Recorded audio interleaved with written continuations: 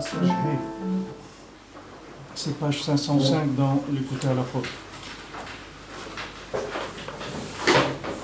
S'il y a des gens qui sont intéressés par le texte, on pourra le mettre sur le site. Bon, aujourd'hui, il existe tous les textes. En hébreu, en tout cas sur Internet, et tous les textes. Il y a une application qui s'appelle On Your Way. Il y a tous les livres Breslev dedans. Sur un ordinateur aussi, Stam, ça s'appelle. Il y a tous les livres. Il y a des centaines de sfarim, mais il y a aussi tous les livres Breslev. Il y a tous les Kouté à la faute. Dans le passage He, Alken Tseir les Kotva Davka. Donc on a parlé la dernière fois du niam de Amalek, et on a dit que le niam de Kriyat Megillah, ça se faisait chaque année, c'est-à-dire chaque année il y avait le Nes qui se refaisait du niam de Kriyat Megillah, c'est-à-dire avec la Mapalat Amalek, Haman Amalek, c'est-à-dire faire la lutte contre Amalek. Elle est tous les ans, c'est-à-dire on voit que c'est d'actualité tous les ans. Il n'y a pas de, c'est pas une histoire qu'il y a eu une fois. C'est-à-dire chaque année, avec Megillat Amalek, avec Megillat Esther, on fait tomber Amalek.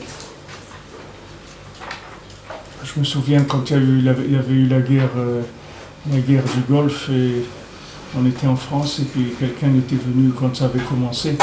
Il y avait un représentant qui était passé nous voir au travail, et il nous a dit qu'est-ce que vous pensez, etc. Alors il y avait mon associé, il lui a dit la date de Pourim, il lui a dit voilà, ce jour-là ça va s'arrêter.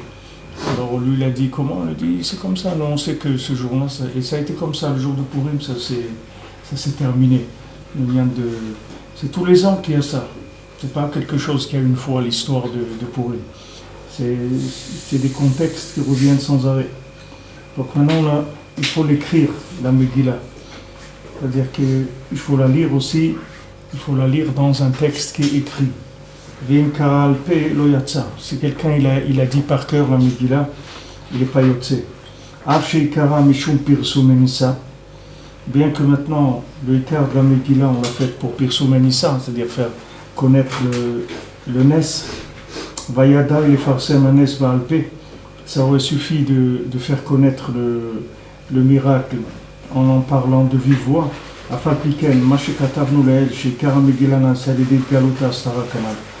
Comme on a dit avant, que l'ikar de la Megillah se fait par la Galout de la Stara, c'est-à-dire tout le tikkun de la Megillah, c'est de révéler ce qui est caché. C'est-à-dire le fait qu'on ramène même ce qui était caché. On ramène la Sitra Hara à son makom et à son shoret, c'est-à-dire à sa racine. Maintenant, normalement le côté gauche dans le monde, il se voit, le côté de la Sitra Hara, il se voit comme quelque chose d'entièrement négatif. C'est vrai que dans le concept, c'est entièrement négatif, mais tout ce qui vit, même négatif, si ça vit, ça veut dire qu'il y a un problème. C'est-à-dire que c'est alimenté par du bien, parce que le mal, ça n'existe pas que le mal par lui-même, il n'y a pas d'alimentation du mal, un principe du mal qui alimente le mal, ça n'existe pas, il n'y a que du bien qui alimente le mal, ça n'existe pas que le mal il puisse vivre de par lui-même, c'est un concept qui n'existe pas, c'est-à-dire qu'il n'y a pas de création du mal, il y a la création du bien, et après une déformation du bien, et le mal, il utilise ça. Donc il y a un lien de ramener le mal à la racine d'où il se nourrit. C'est ça le tikkun du monde. C'est pas de détruire le mal. Si on détruit le mal, on n'a rien fait du tout. Rabbi Nachman dit que quand quelqu'un il fait tchouva, on peut détruire tout le mal qui est en lui très rapidement. Mais le problème, c'est que en lui, le bien et le mal, ils sont tellement mélangés que si on veut détruire le mal, on va détruire le bien aussi qui est en lui. Parce que les Maasé, il avait quelque chose de bien, et ce bien-là, il a été mal géré, il a été mal interprété, il a été mal mal habillé, mal conduit, etc. C'est ça qui a fait que ce bien-là, il est devenu mal. Mais à l'origine de ce mal, il y a du bien. Donc maintenant, ce qu'il faut, c'est arriver à extraire le bien, et c'est fini. Le mal, il va plus exister. C'est ce qui va faire Mashiach. Mashiach, il va pas commencer à tuer des gens. Mashiach, il va tuer personne. Les gens, ils pensent que Mashiach, il va venir, il va tuer tous les gens qui sont des Rechaïm dans le monde. Mais c'est pas comme ça. Mashiach, il va tuer personne. Mashiach, il va juste enlever le bien qu'il y a dans chacun et l'attacher à sa racine. Puis c'est tout. Le mal, il va plus exister. C'est pas, on va pas. Si maintenant il y a besoin de détruire le mal, ça veut dire que le bien, il n'est pas assez évident. Donc on a besoin d'attaquer le mal dans son, c'est-à-dire le bien dans son vêtement du mal. C'est pour ça qu'il dit qu'il faut l'écrire. Parce que maintenant, comme on avait vu la dernière fois, que Machzirim ou Mashivim Prinat Sitra Chara, c'est-à-dire la Sitra Chara, il faut la ramener, la Sitra Chara, c'est-à-dire il ne faut pas la détruire. Nous-mêmes qui sommes là maintenant, on est là parce que Hachem il a décidé de faire tchouva la Sitra Chara. Si Hachem il allait détruire la Sitra Chara, alors il n'y aurait pas eu de suite dans le monde. C'est la machloquette qu'il y a entre Yosef et Yehuda. C'est-à-dire quand Yehuda est venu à Yosef, il a dit ça y est, moi je peux pousser un cri, je détruis toute l'Égypte, c'est-à-dire je vais détruire tout le mal qu'il y a dans le monde. Yosef il lui a dit mais ça n'a rien de détruire le mal.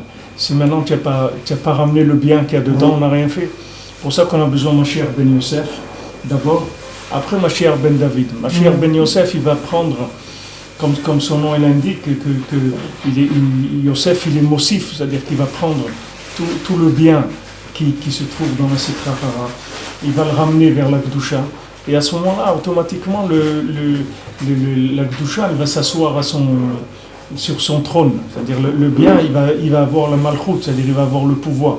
Tandis que si on dit, on va amener Mashiach ben David, et Mashiach ben David, il va venir, il va détruire le monde, alors ça sert à rien.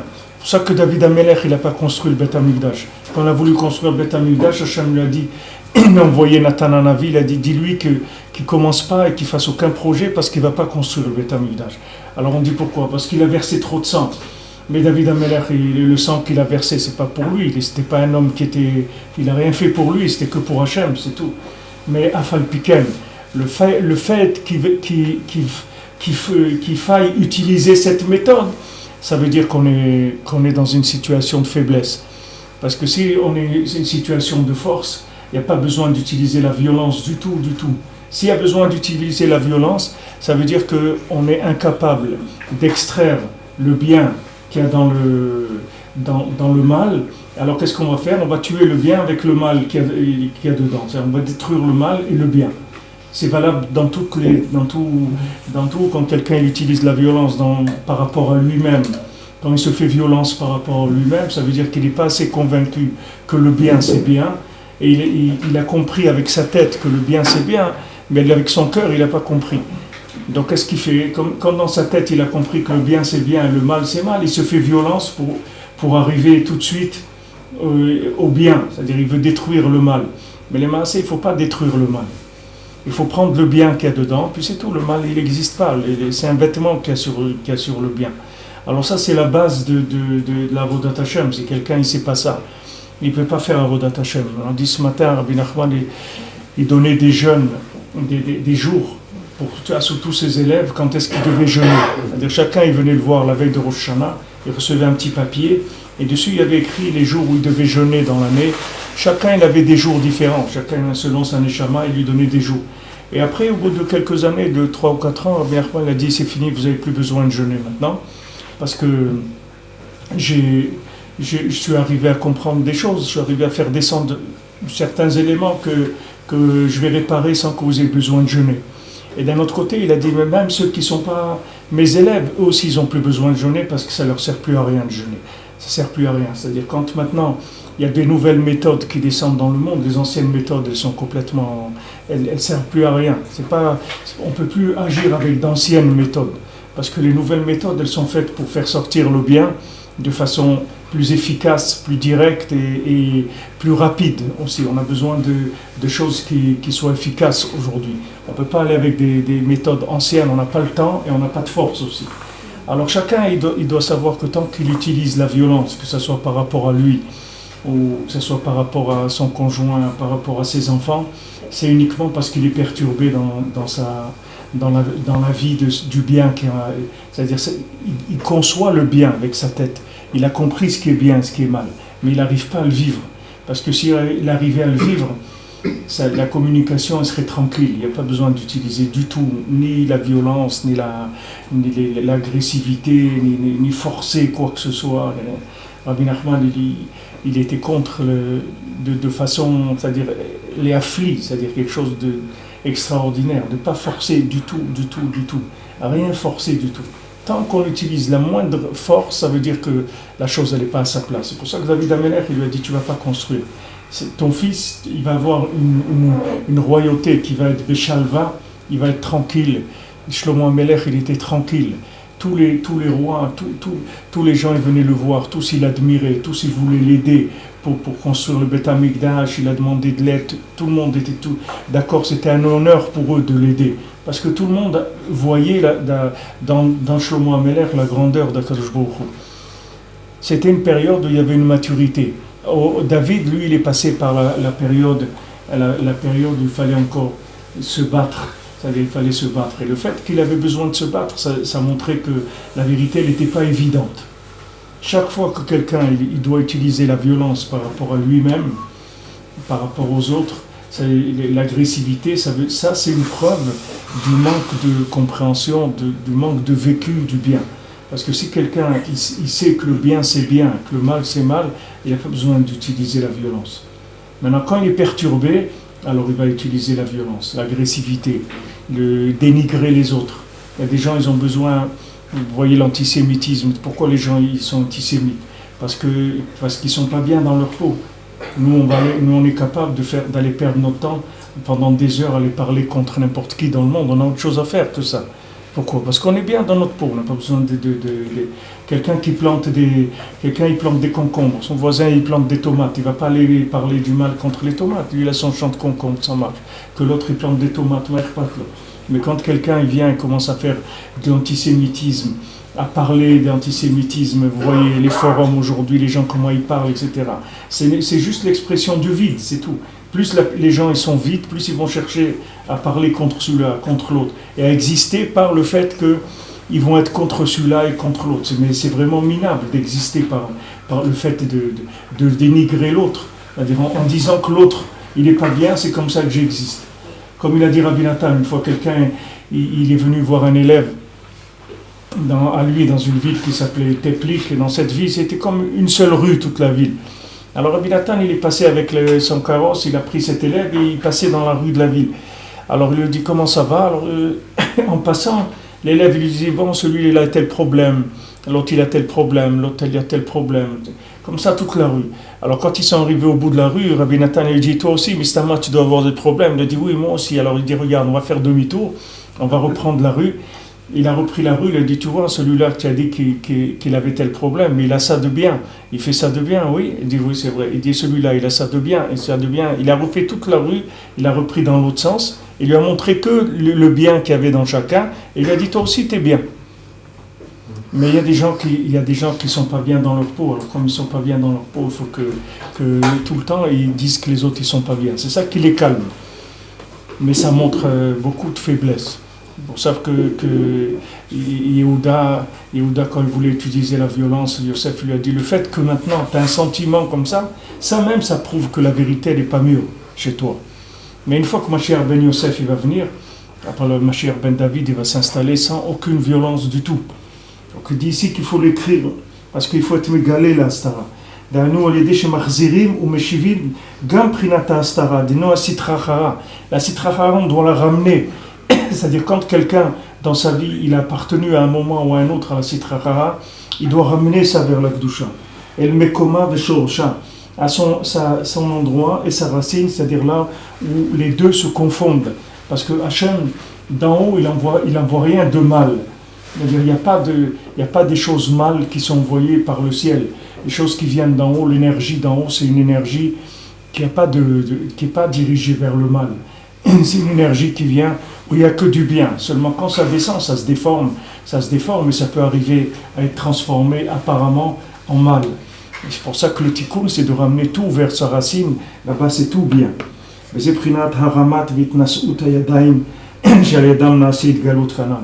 le lien qu'on lève les mains, que grâce à ça, il va y avoir la révélation de ce qu'on avait vu avant,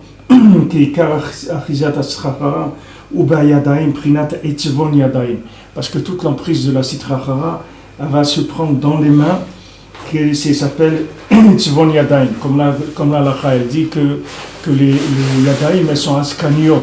Quelqu'un, il ne peut pas dire, si quelqu'un il a passé 2 ou 3 heures comme ça, sans rien faire de spécial, il ne peut pas dire qu'il a les mains propres.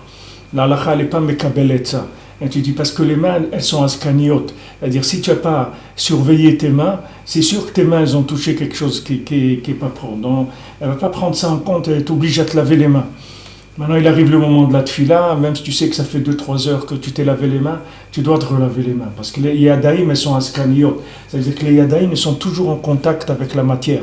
Donc, c'est l'endroit où il y a l'emprise de la Sitra Achara, Yadayim Yedei Esav. Pour ça qu'Yaakov, il a été obligé de se déguiser en Esav. Il n'avait pas le choix. À son époque, c'était impossible de dire Kol Yaakov et c'est tout.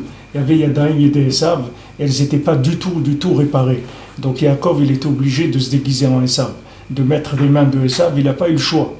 Il pouvait pas. C'est vrai qu'il a pris toutes les brachot de Esav, mais il devait se déguiser en Esav parce que le monde, il n'était pas arrivé à la maturité. Le fait que Esav, il n'a pas reconnu Yaakov en tant que maître, ça même, c'était le fait que les mains, elles étaient encore, c'est-à-dire les gens, ils travaillaient encore dans les mains. C'est-à-dire, ils pensaient que l'homme, il avait un pouvoir dans ses mains. Le jour où maintenant, on va remettre le Koach Hashem, c'est-à-dire qu'on va utiliser que le dibour, on ne va plus utiliser les mains du tout. Akadosh Baruch Hu a créé le monde avec le dibour, pas avec les mains. Le jour où on va arriver à tout faire avec le dibour, qu'on n'utilisera pas les mains, parce que même d'utiliser les mains, c'est de la violence. Même d'utiliser les mains. Même si quelqu'un il utilise les mains pour faire quoi que ce soit, ça aussi s'appelle une violence par rapport au concept qu'on dit Umanut. Les mains, le mot main, ça vient du mot Emuna. Dans le mot main, il y a le mot Emuna. Et la Umanut, quand quelqu'un il a une Umanut, un métier manuel, dans le mot manuel, c'est Emuna. C'est-à-dire, pourquoi on fait avec les mains? Parce qu'Adam Arishon, il a fauté. Sinon, on n'aurait rien à faire avec nos mains. Hachem, il avait créé le monde entier, tout ce qu'il fallait, et c'est écrit que toutes les plantes, tout était là, sous la terre, elles attendaient que Adam Arishon qui prie pour sortir. Dès qu'il a prié, tout est sorti, tout était là, tout était prêt, il fallait rien qu'utiliser la parole, c'est tout.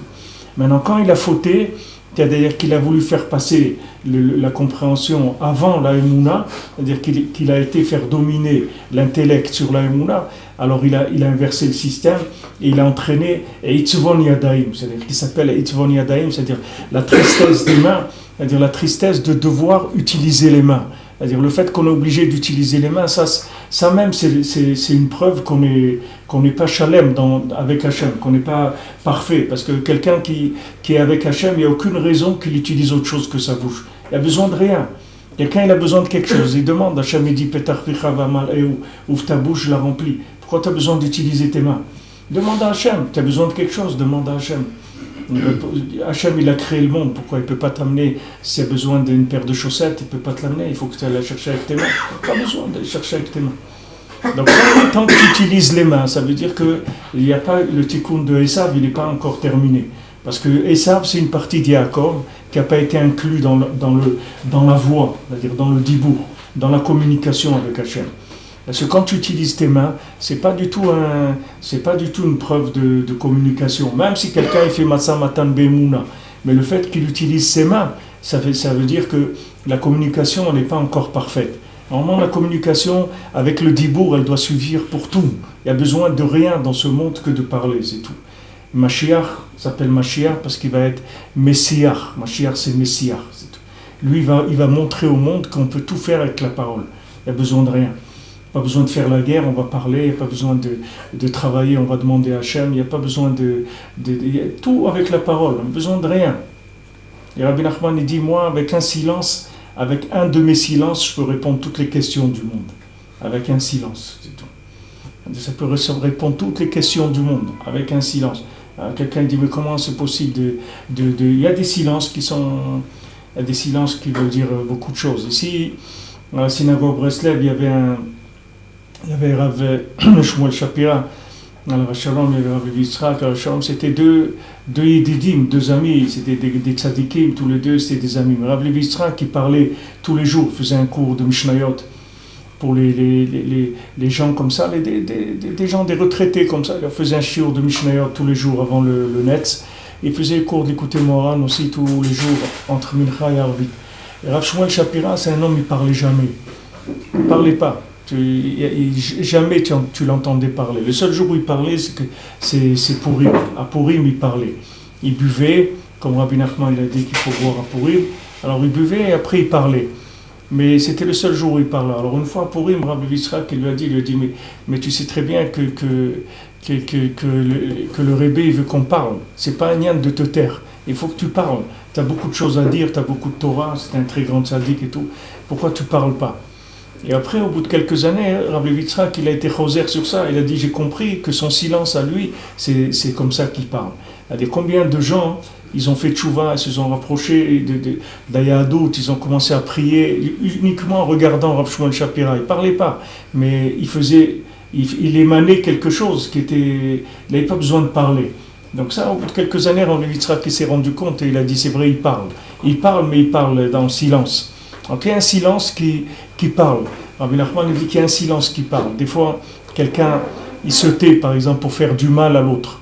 Mais Rabbi Nachman, il amène ça. Il dit qu'il y a un silence. Des fois, quelqu'un, il dit rien, mais c'est pour faire du mal à quelqu'un qui dit rien.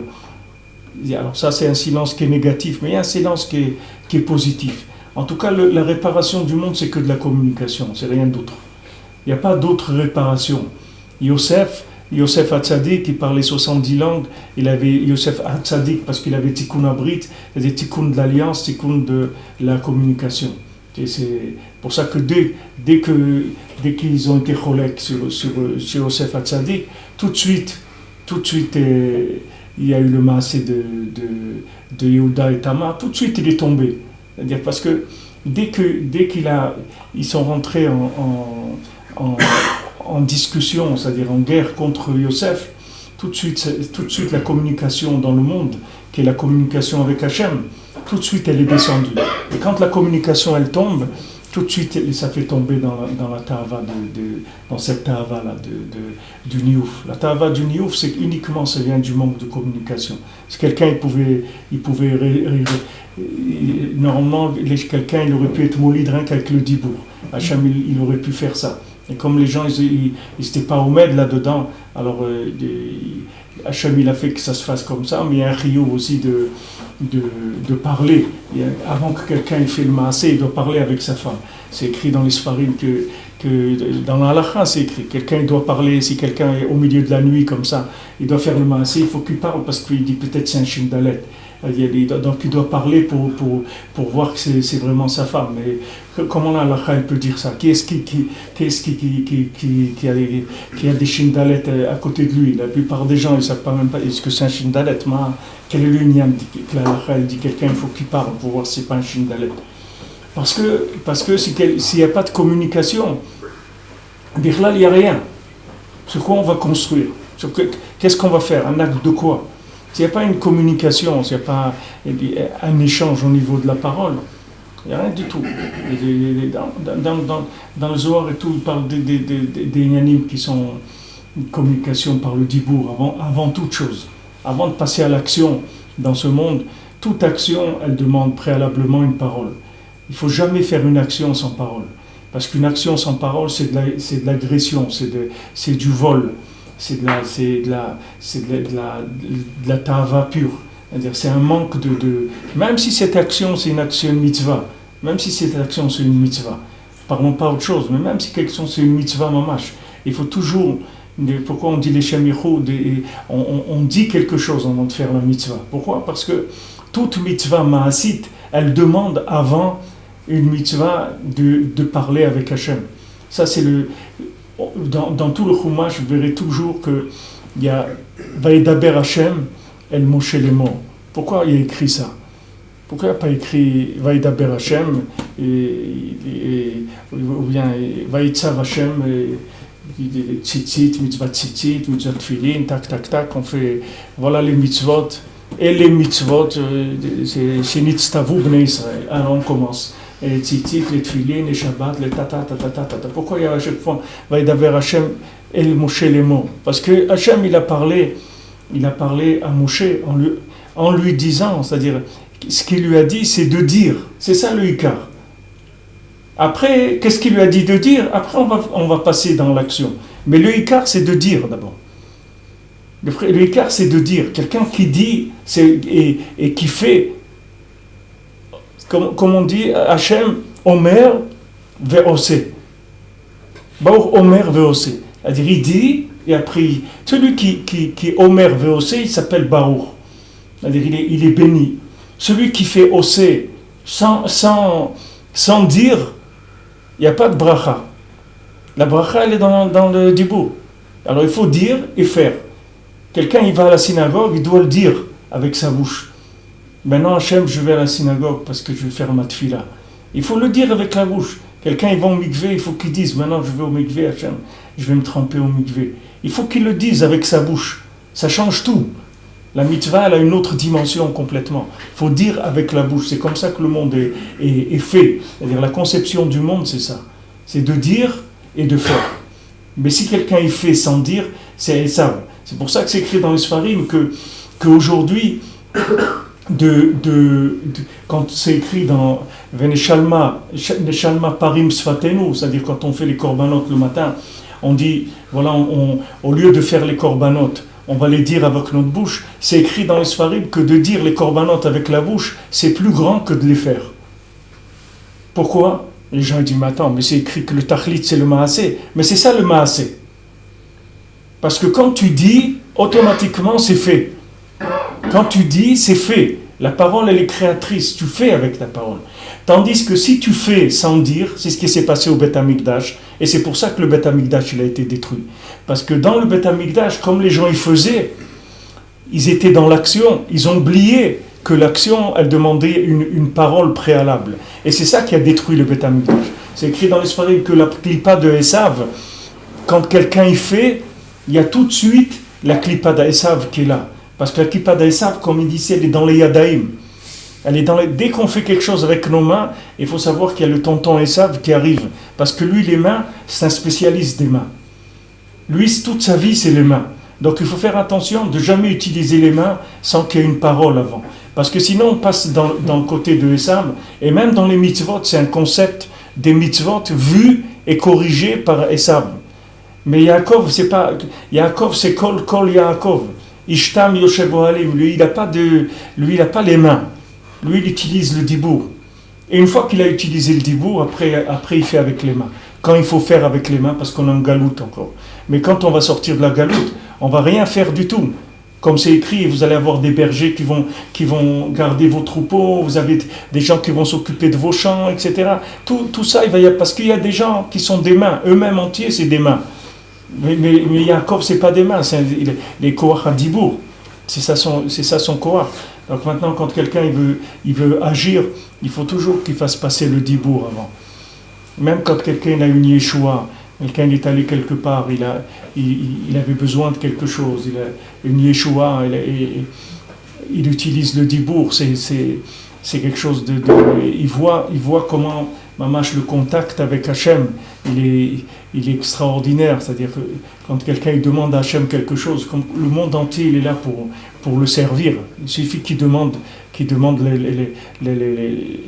avec la parole. Cette semaine, je devais aller payer quelque chose en ville et avec une carte bleue, je suis arrivé dans le magasin, j'avais pas de papier sur moi. Mais ça, je devais payer pour quelqu'un qui avait commandé un travail chez un musulman qui est ici, qui fait de la menuiserie. Donc au lieu de le payer, je lui devais de l'argent, il m'a dit tu le payes, il a besoin d'acheter quelque chose. Donc j'ai été là-bas dans le magasin pour payer pour ce musulman.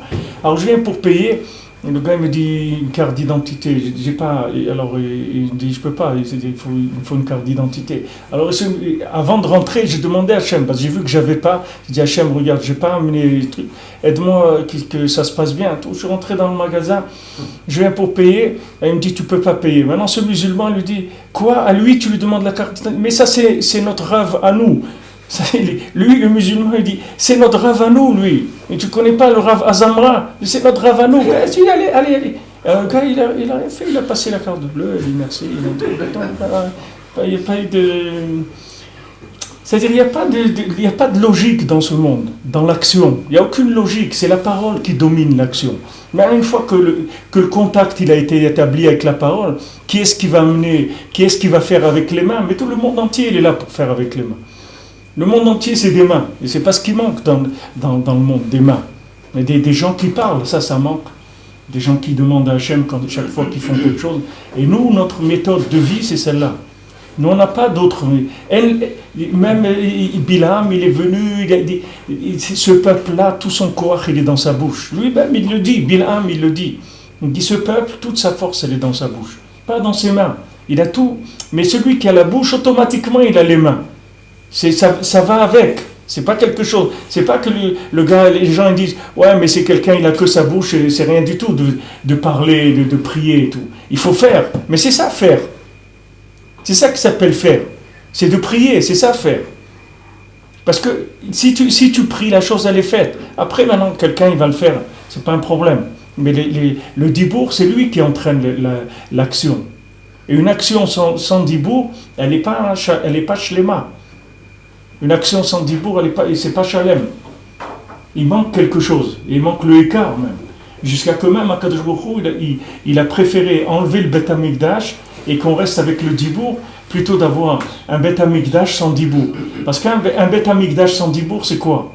C'est un cirque. C'est un cirque. Tu fais le Beth Amikdash sans dibour. C'est un cirque, c'est tout ce que tu es en train de faire. Tu es en train d'amener des korbanot, de faire la shrita, etc. C'est un cirque, c'est pas quelque chose de... Mais un dibour sans maasé, c'est un miti. Le dibour sans maasé, c'est un miti. C'est une communication avec Hachem. Qu'est-ce qu'il veut sauf Hachem? Il veut que tu le reconnaisses. Il veut que tu le reconnaisses. Avec quoi tu le reconnais? Avec ta parole. En français, tu dis le palais. Ça s'appelle le palais parce que le dibour, c'est lui qui est mechabed. Quand tu dis quelque chose avec ta bouche, c'est ça qui est mechabed. Comme ça que tu es mechabed le melech haolam, avec ta parole, pas avec tes actions. Parce que tes actions, on ne peut pas savoir d'où ça vient. Ça peut venir d'un côté, ça peut venir d'un autre, ça peut venir à moitié comme ça, à moitié, on ne sait pas. L'action n'est pas révélatrice de l'engagement. Mais la parole, c'est révélateur de l'engagement. Tu vas voir des gens, comment ils ont de difficulté à parler. Pour eux, c'est terrible de prier. C'est dur pour demander pour des choses qui sont simples. C'est dur de venir, de dire à Hachem, voilà, j'ai besoin de ça, je te remercie que tu m'as donné ça. C'est tellement dur pour des gens. Pourquoi? Parce que c'est des gens, ils sont dans action. Ils ont l'action, tac, tac, avec les mains, il n'y a pas de problème. Mais dis-leur de parler, c'est difficile. Mais c'est ça qu'il veut Hachem. Hachem, il veut que tu lui parles. Maintenant, si tu parles et tu fais, c'est extraordinaire. Mais si tu fais sans parler, ça prouve pas l'engagement. L'action, elle prouve pas l'engagement si elle n'a pas été préalablement initiée par la parole. C'est comme ça que l'homme Israël il fonctionne. Aussi bizarre que ça paraisse dans les générations où on est, mais c'est comme ça le fonctionnement d'un juif. Un juif, il fonctionne comme ça.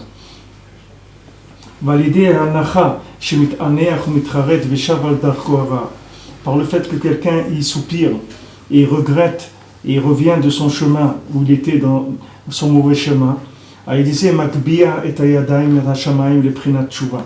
ce moment-là, il élève les mains jusqu'au ciel dans la tchouva, c'est-à-dire l'élévation des mains. Comme on a vu, Moshe Rabbeinu, il lève ses mains, Vayadav Emuna, il lève ses mains vers le ciel, et comme ça, Yoshua est gagné contre Amalek. Et si Moshe Rabbeinu baissait les mains, alors il perdait contre Amalek. Il fallait que les mains elles soient élevées. Alors les mains, c'est faire tchouva, ça veut dire, quand on dit faire tchouva, ça veut dire ramener les mains vers en haut. C'est-à-dire dire que tout ce qu'il y a dans ce monde comme action, tout ça vient de la communication avec Hachem. C'est ça le shoresh de toute action dans ce monde. Comme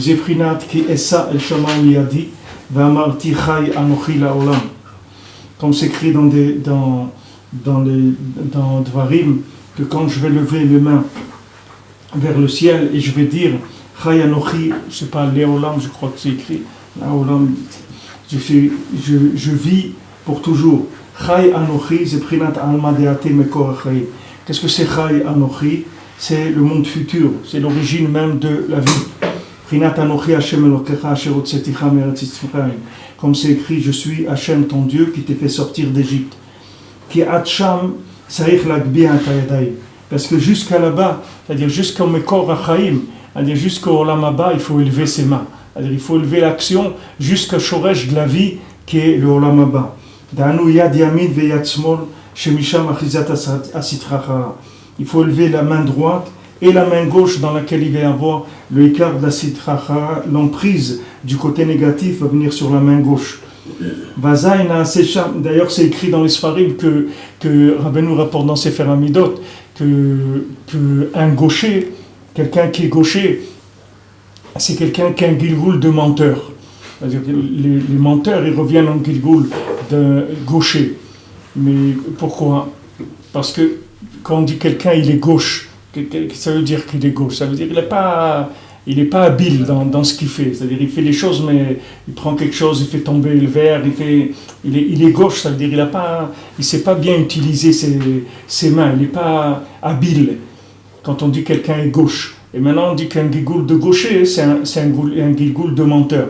Parce que le côté gauche, c'est le côté où la Sitra Chara, elle attaque, c'est le côté faible de l'homme, le côté gauche. C'est là où elle attrape. C'est-à-dire la main gauche, c'est là où il y a la plus grande emprise de la Sitra Chara, c'est sur le côté gauche.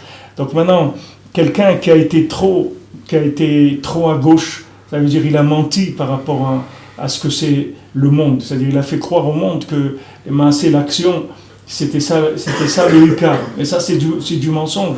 Donc quelqu'un qui a menti, il revient en Gilgoul en étant gaucher. C'est-à-dire son fonctionnement, il se fait du côté gauche, parce qu'il a menti. Et alors, quand on utilise les mains, on est menteur. C'est-à-dire pourquoi?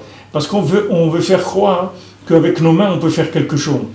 Tandis que si on a parlé d'abord, et après on a fait, donc on a annoncé que le koach des mains, il vient d'Hachem, il vient du Olam Haba. À ce moment-là, c'est moutard d'utiliser les mains.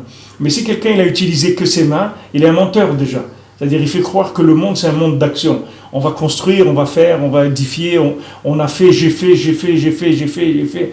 ça. J'ai rien fait du tout. Hachem il l'a fait, moi j'ai rien fait du tout. J'ai parlé avec Hachem, Hachem il m'a donné, c'est tout.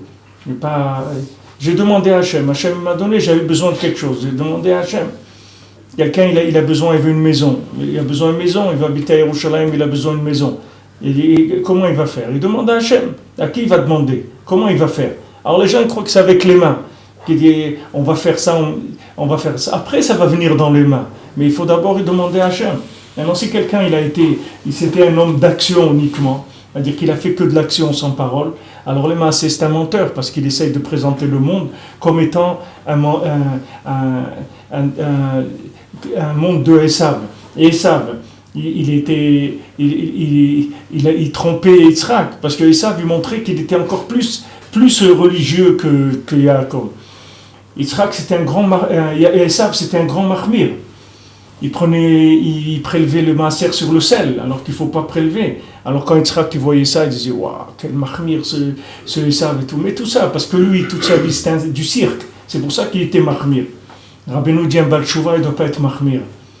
Il n'a pas besoin d'être mahmir. Quelqu'un qui aime Hachem, il n'a pas besoin d'être mahmir. Quelqu'un qui aime Hachem, il n'a pas besoin de montrer. Quelqu'un qui montre trop de zèle, ça veut dire quelque part il y a quelque chose qui n'est pas clair. Parce qu'il n'y a pas besoin de montrer trop de zèle. Quelqu'un qui aime Hachem, il est bien dans ce qu'il fait, c'est tout. Il n'y a pas de... Il vit avec Hachem, c'est tout. Il n'a pas besoin de faire des choses extraordinaires. Il vit, il est avec Hachem, c'est tout. Le zèle, c'est pas quelque chose qui montre... ça montre toujours qu'il y a quelque chose à combler. Alors la personne, elle comble avec du zèle. C'est-à-dire, elle croit que comme elle fait du zèle, alors de l'autre côté, elle peut faire des choses qui sont pas en accord avec Hachem. En général, le zèle, il va avec un côté qui est pas très, très clair. On parle pas maintenant des tzadikim qui font du zèle parce qu'ils sont mamash dans la Havat Hachem complètement, et pour eux ça s'appelle pas du zèle, c'est la vie qui est comme ça. Mais pour un Baal Tshuva, il a pas besoin de faire des chumrot du tout. Et il faut pas qu'il fasse des chumrot. Parce que lui, sa vie uniquement dans le judaïsme, c'est déjà des sourim terribles. Quelqu'un qui s'est habitué, il y a une sheila, comment il s'appelle ce sefer-là, il y a un sefer de Shelot et Tshuvot, d'un Rishon, où là-bas il y a un Rav qui lui écrit, il lui dit voilà, j'ai un Baal Tshuva qui est venu chez moi, etc. Il veut que je lui donne le seder de la Tshuva, est-ce que je dois lui donner tous les tikkunim de la Tshuva qu'il faut, etc. Alors le Rav, Trumot Adeshen, c'est fait Trumot Adeshen, c'est un Shelot et Tshuvot de Rishonim. Là-bas il lui dit tu n'as pas besoin de lui donner des tikkunim, des sigoufim, des mortifications. Il dit parce que pour un Baal Tshuva, la vie dans la Torah normale, c'est déjà une mortification. Tu n'as pas besoin de lui donner. Parce que c'est quelqu'un qui s'habitue à vivre sur un système. Maintenant, tu le fais changer de système de vie. Il doit se lever comme ça, il y a ce manque à Shema, il y a ça, il ne peut pas manger comme ça, il ne peut pas faire ça. Et ça va contre la façon dont il s'est habitué à vivre. Donc il est déjà dans un matzab difficile. Il est déjà en train de faire de la rééducation. Donc maintenant, toi, tu veux lui ajouter des mortifications sur sa rééducation, c'est pas la peine. C'est pas la peine. Pour ça, Rabbi Nachman dit un Baal Tshuva, il n'a pas le droit de faire des chumrot. C'est assourd pour lui les chumrot. Tu fais la halakha, c'est tout. Pas besoin de chumrot. Chumrot, c'est pas nécessaire. Bien sûr, si un chumra qui te plaît, que tu kiffes, tu es content de le faire, alors fais-le, il n'y a pas de problème. Si tu le fais parce que tu aimes ça te donne de la joie, alors fais-le. Mais de forcer plus, tu n'as pas besoin de forcer. Parce que déjà, de vivre pour toi la halakha, ça s'appelle forcer déjà.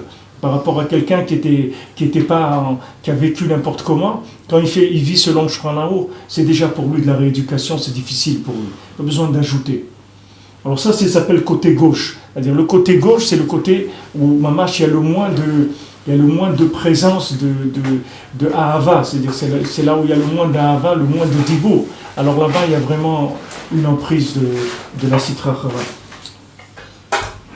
ביד שמאל שמשם זכרה, ואזי נעשה שם על ידי זה דיבורים חדשים וממשיך משם תורה גבוהה מאוד.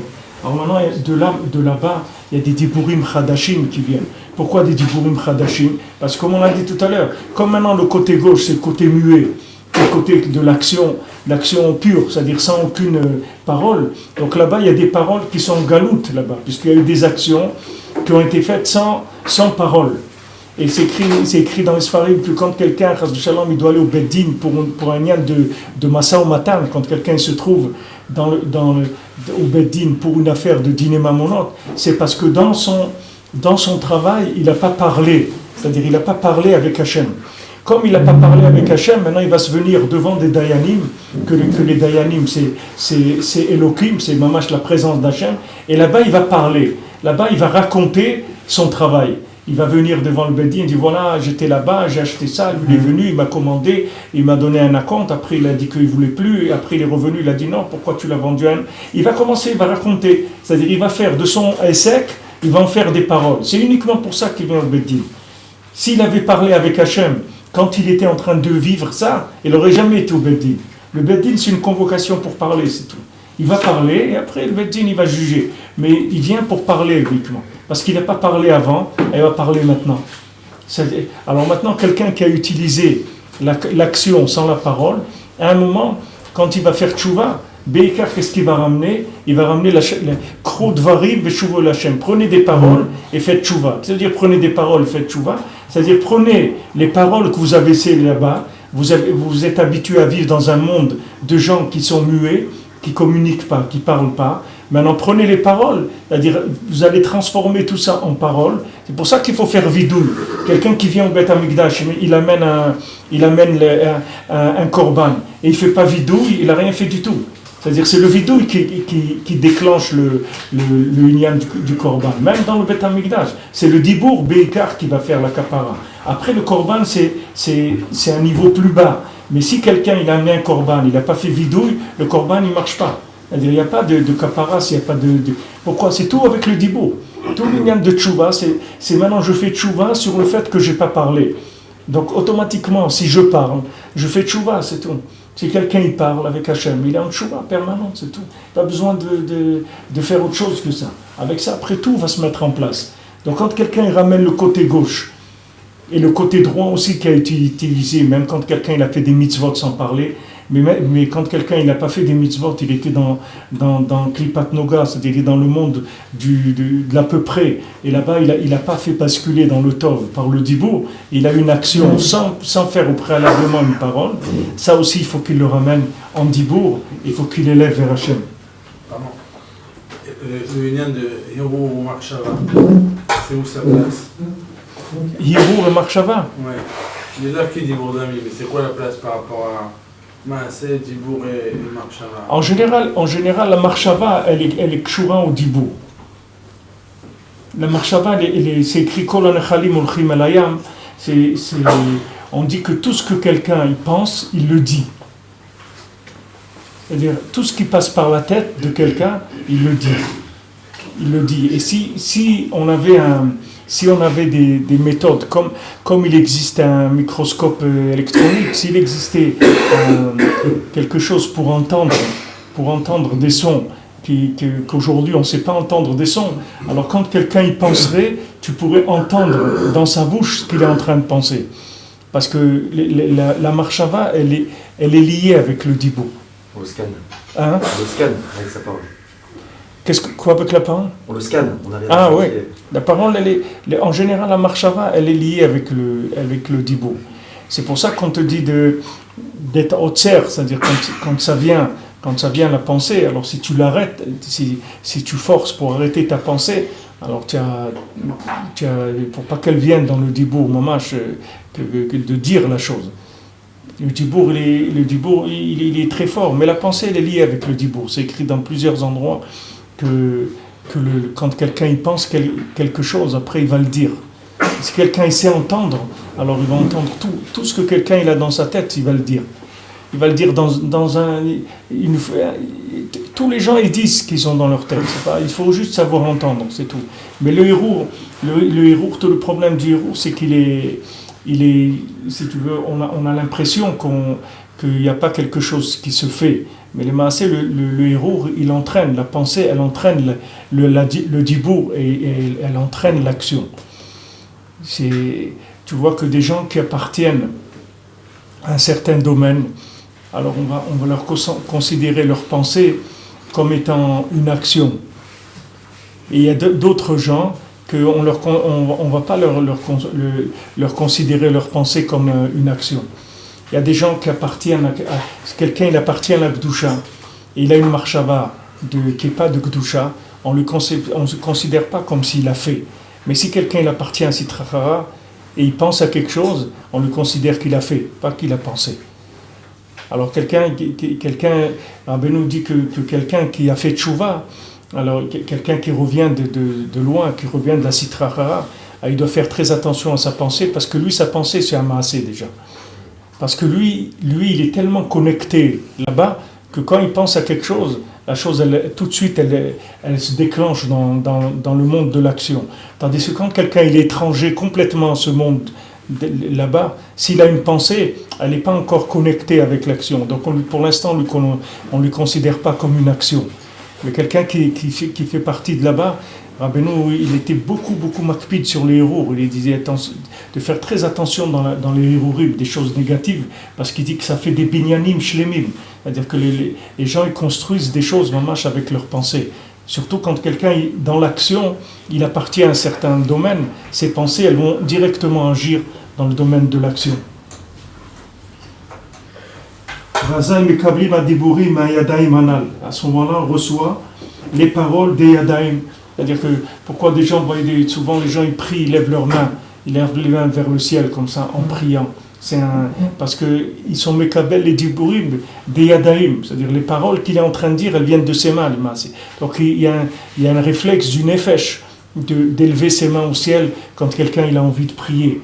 Parce que c'est quelque chose que le nefesh il ressent, que le dibour maintenant il va le recevoir des yadaim. C'est-à-dire comme il va être metaken, les yadaim avec le dibour, il va réparer ses mains avec sa parole, il va élever, il va obtenir des nouvelles paroles. Par rapport au marchavot, il y a une tofa de transmission de marchavot, une akrana de marchavot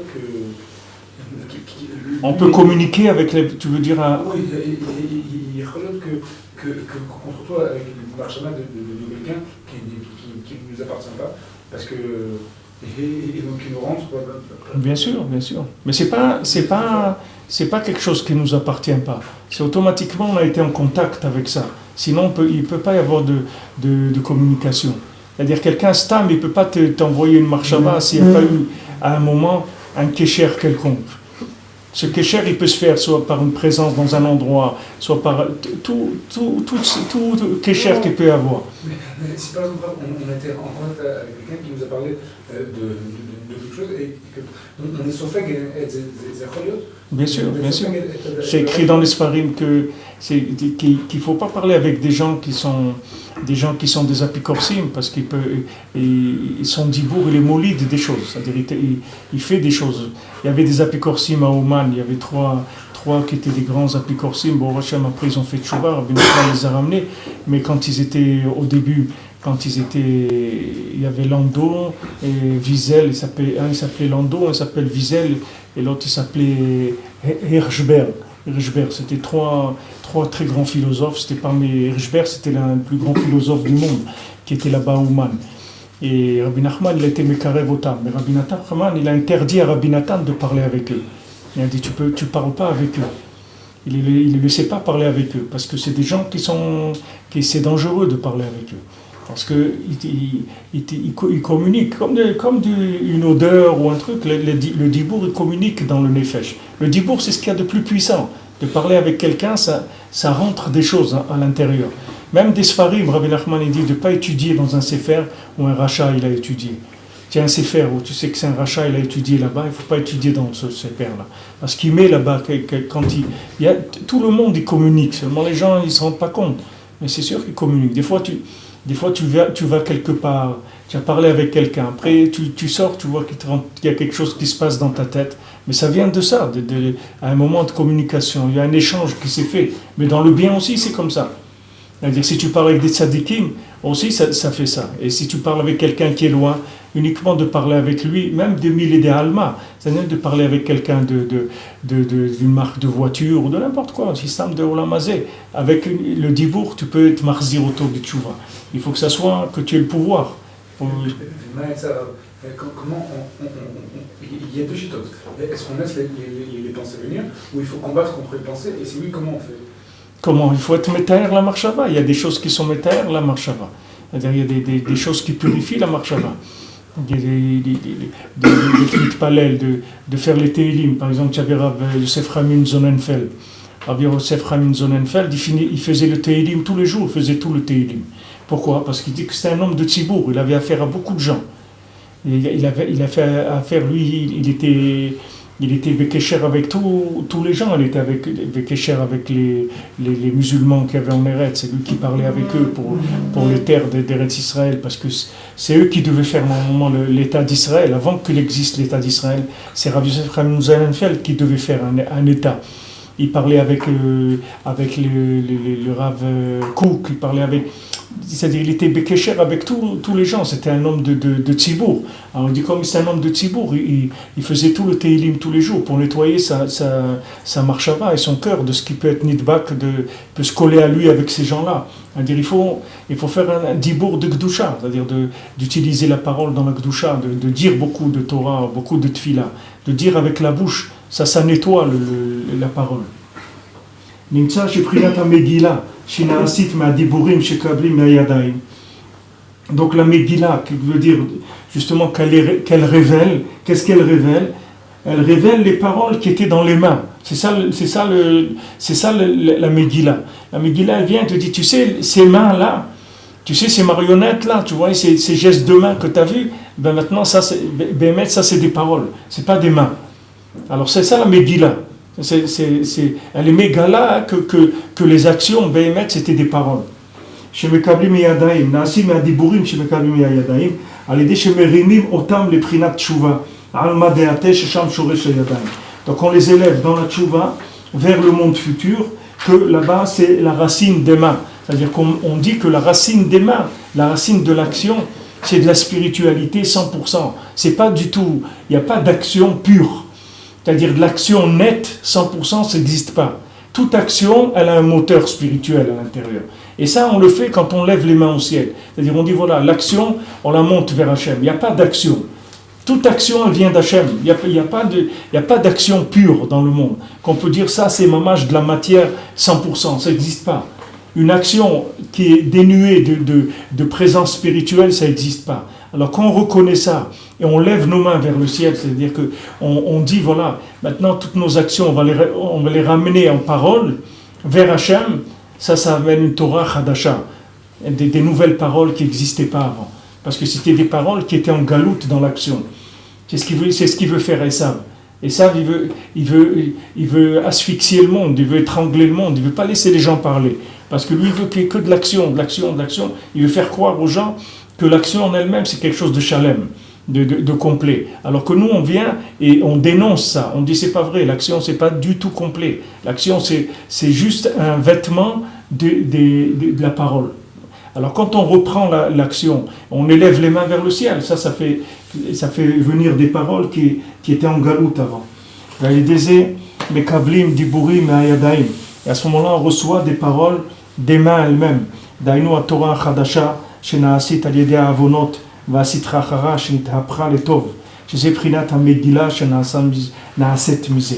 Donc maintenant il y a une Torah Chadasha qui vient. Cette Torah Chadasha, elle vient des Averot. C'est-à-dire les Averot que les gens ils ont fait, ça va entraîner une Torah Chadasha dans le monde. C'est-à-dire que les gens ils ont fait des Averot. Après ces Averot, ils ont fait Tshuva sur les Averot. Ces Averot, elles vont... Qu'est-ce que c'est les Averot? C'est juste des mains, c'est-à-dire que c'est quelqu'un qui a cru dans les mains au-delà du pouvoir des mains. Il a été tellement loin dans les mains qu'il a transgressé la volonté d'Hachem. Donc maintenant, quand il va revenir, il va ramener ces mains-là vers la Kedusha, il va ramener ses paroles, et maintenant ça va faire une Torah mamash. Parce que les avonotes, comme quelqu'un l'a dit la semaine dernière, que quelqu'un, il doit faire tchouva sur le fait qu'il a emmené Hachem avec lui dans la Avera, puisque Hachem il était avec lui, Hachem il est tout le temps avec lui. Donc quelqu'un il a été faire une Avera, il a été accompagné par Hachem. Alors ça il doit faire tchouva, Beikar, il doit dire comment Hachem je l'ai mis dans une situation comme ça. Comme on dit dans le Teilim, dans le Tikkun HaKlali, Al titen chasidecha lerot shachat. C'est-à-dire ne donne pas Altiten chassidecha lerot shachat, ne donne pas tes chassidim, à tes tzadikim de voir le shachat, c'est-à-dire de voir la destruction, de voir le Gehinam. Comme Rabbi Nachman il dit, moi je me suis engagé à te sortir. C'est-à-dire celui qui vient au Man, il fait Tikkun HaKlali, Rabbi Nachman il s'est engagé, il va le sortir du Gehinam. Mais Rabbi Nachman quelqu'un dit au moins essaye de pas lui faire ce tsar qui doit aller là-bas, parce que c'est pas un endroit tellement agréable. Donc si tu peux faire en sorte que tu vas pas là-bas, tu peux lui éviter d'aller te chercher là-bas, c'est quand même un kavod que tu lui fais. C'est ça qu'on dit Altitem chassidecha lerot shachat. Donne pas tes chassidim d'aller voir le shachat.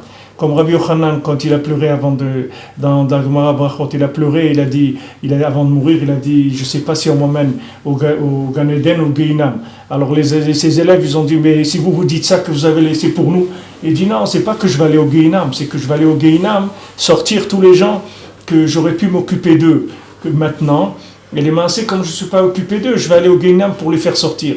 Et ça, c'est une souffrance pour les tzadikim d'aller là-bas, de voir les gens souffrir dans le Gehinam. Donc on essaye d'éviter aux tzadikim d'aller là-bas. Mais les maasés, les tzadikim, ils vont sortir les gens qui sont... Mais seulement c'est un tsar pour eux. Alors quand quelqu'un il a fait une avéra, les maasés, qu'est-ce qu'il a fait? Il a pris du bien, il a mis en galoute. C'est-à-dire une avéra, c'est une mauvaise interprétation. C'est-à-dire c'est une interprétation, si on veut, manuelle de la vie. C'est une manipulation de la vie, les Averot. C'est manipuler les éléments. Il y a des éléments il y a des fois des gens qui sont condamnés pour manipulation. Il y a des gens, ils n'ont rien fait, mais ils ont manipulé quelqu'un. Et il y a des gens faibles qui se sont fait manipuler par d'autres. Et ils les ont fait emprunter des choses, faire des gnanim, des crédits dans des banques et tout. Ils les ont noyés complètement. Mais ils n'ont rien fait eux-mêmes, rien qu'ils ont manipulé d'autres. Alors il y a des gens qui passent au tribunal, ils sont condamnés pour ça, pour manipulation d'individus fragilement, psychologiquement fragiles. Ça existe, il y a beaucoup de cas comme ça, que des gens ils sont condamnés pour ça. Il y a des gens qui sont faibles psychologiquement, et des gens ils viennent et les manipulent dans leur vie. Ils leur proposent ça ou ça ou ça, et avec ça ils les mettent dans des situations où après ils sont dans des situations terribles. Maintenant ça, nous c'est pareil. C'est-à-dire que quand quelqu'un fait une avéra, il a manipulé les éléments qui lui ont été donnés. Hachem, il a donné tout ce qu'il a mis dans le monde, c'est pour le servir, c'est pour le reconnaître. Quand quelqu'un il a utilisé quoi que ce soit dans ce monde pour autre chose que ça s'appelle un manipulateur. Il a manipulé le monde, c'est-à-dire il a fait du monde, il en a fait des mains. Alors que c'était pas des mains, ces mains c'était des signes, c'était pas des mains. Lui, il a dit c'est des mains, mais c'est pas des mains, c'est des signes, c'est des appels d'Hachem. Il utilise les mains pour t'appeler, pas pour que tu dises que c'est des mains. C'est pour ça que celui qui mange sans faire une bracha, il s'appelle un voleur. On ne dit pas que maintenant il a volé la chose qu'il mange. Il n'a pas volé, il a payé, mais pourtant il s'appelle un voleur. Pourquoi ? Parce qu'il a rendu la situation, on en a fait des mains. Il a dit voilà, ça c'est un manipulateur. C'est-à-dire, il vient, il mange comme ça, il prend une pomme, il la mange comme ça. Mais qu'est-ce que c'est quoi ça ? Tu prends une pomme, tu la manges comme ça. Tu n'as pas le droit. Mais comment j'ai pas le droit ? Je l'ai payé, la pomme. Non, tu n'as pas le droit. Parce que cette pomme-là, elle a été faite pour te faire parler, c'est tout. Hachem, il l'a créé pour que tu l'utilises pour lui parler. Et toi, tu viens, tu ne parles pas. Tu es un voleur, c'est tout. Tu t'appelles un voleur. Hachem, il dit... Comme on dit, elle dit, c'est écrit que le monde, il appartient à Hachem. L'Hachem haaretzum lo'a. Ça appartient tout à Hachem. Celui qui prend du monde, il est néné mais Ekdesh, c'est Assour. Ça s'appelle Moël, il prend du Ekdesh.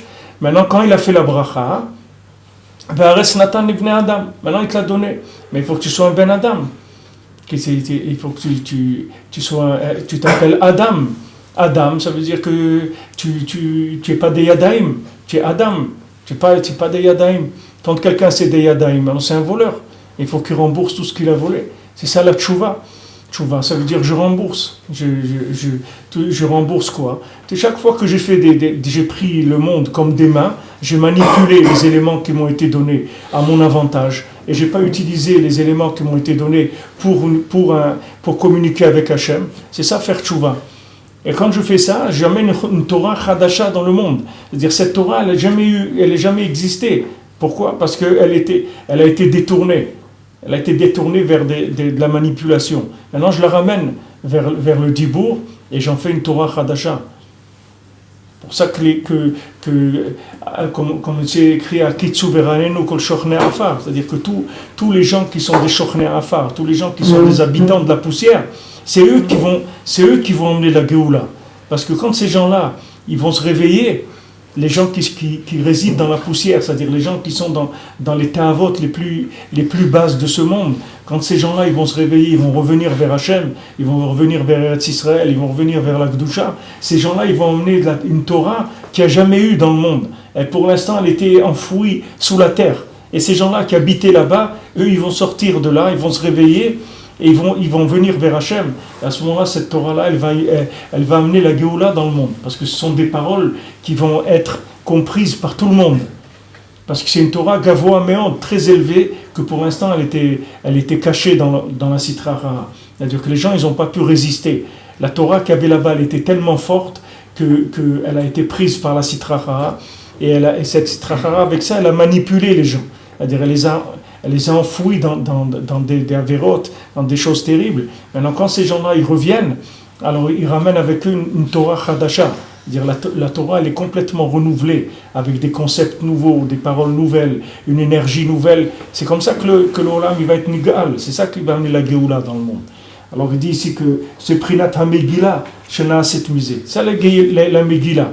La Megillah, les Maaseh, c'est quoi? C'est les Avérotes qui sont revenus. C'est-à-dire, il y avait des Avérotes, ils ont mangé de chez Achashverosh, ils ont été pogam dans la Achila, etc. Et de ça, après, c'est sorti la Megillah. Il y avait Mordechai, il a refait faire tchouva, et de ça, on a eu la Megillah. Megillah, c'est Torah mais Ahava. Tu comprends pourquoi? Pourquoi c'est une Torah mais Ahava?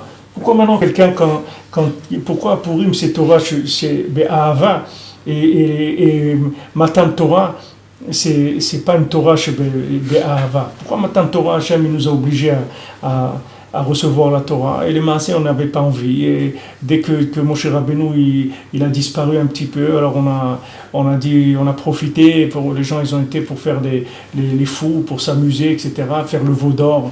Quelle est la différence? Comme on voit, c'est écrit on l'a vu dans la paracha, que chaque avéra que quelqu'un ait fait, il y a une partie qui est du veau d'or.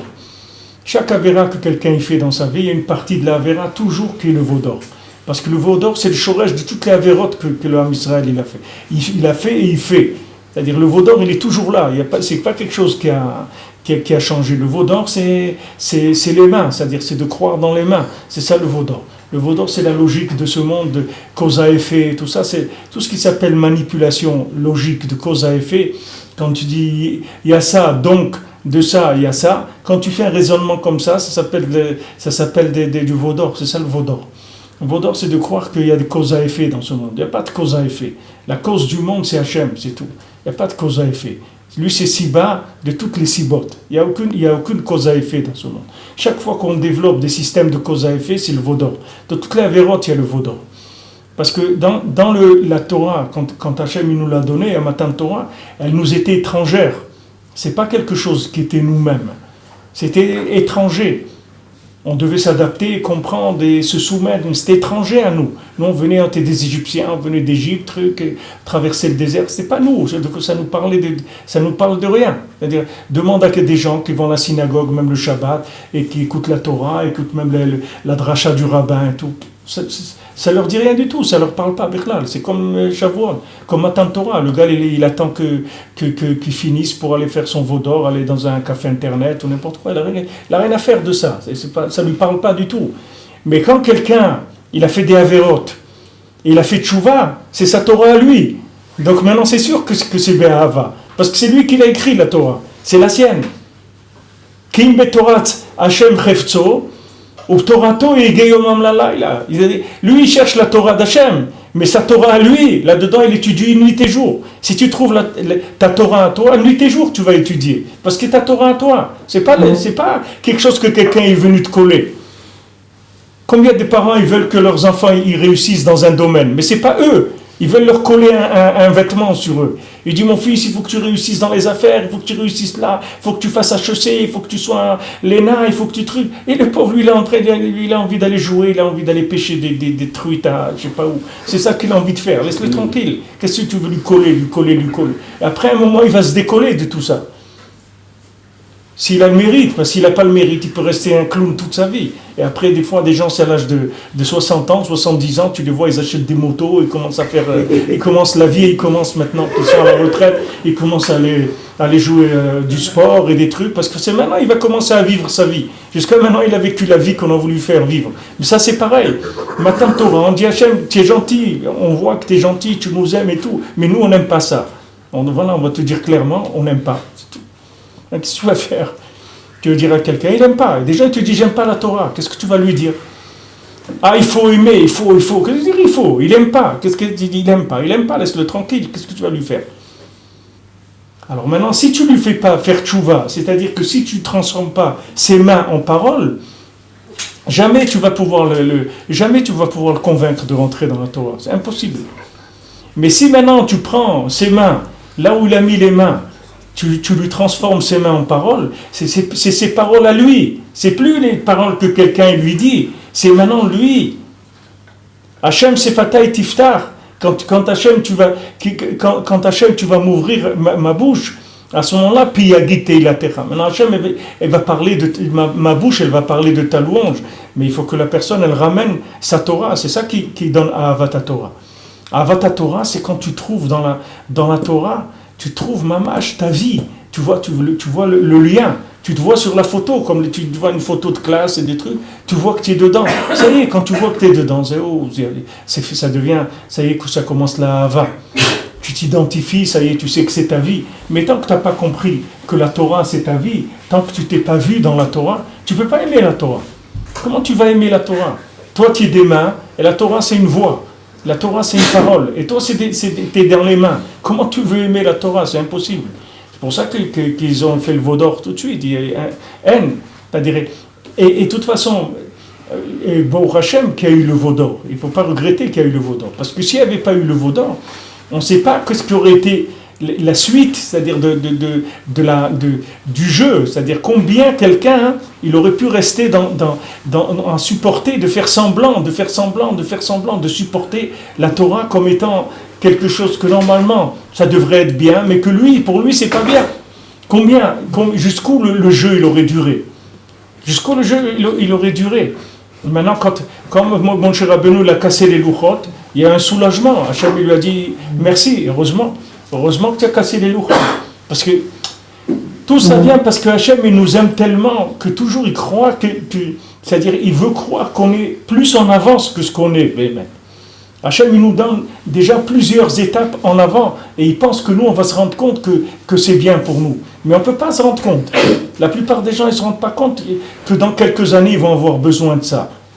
Même si tu aimes ton fils et tu lui dis bon fils étudie et tout parce que tu vas voir dans 10 ans, dans 15 ans tu vas avoir besoin, il ne peut pas comprendre ce que tu lui dis.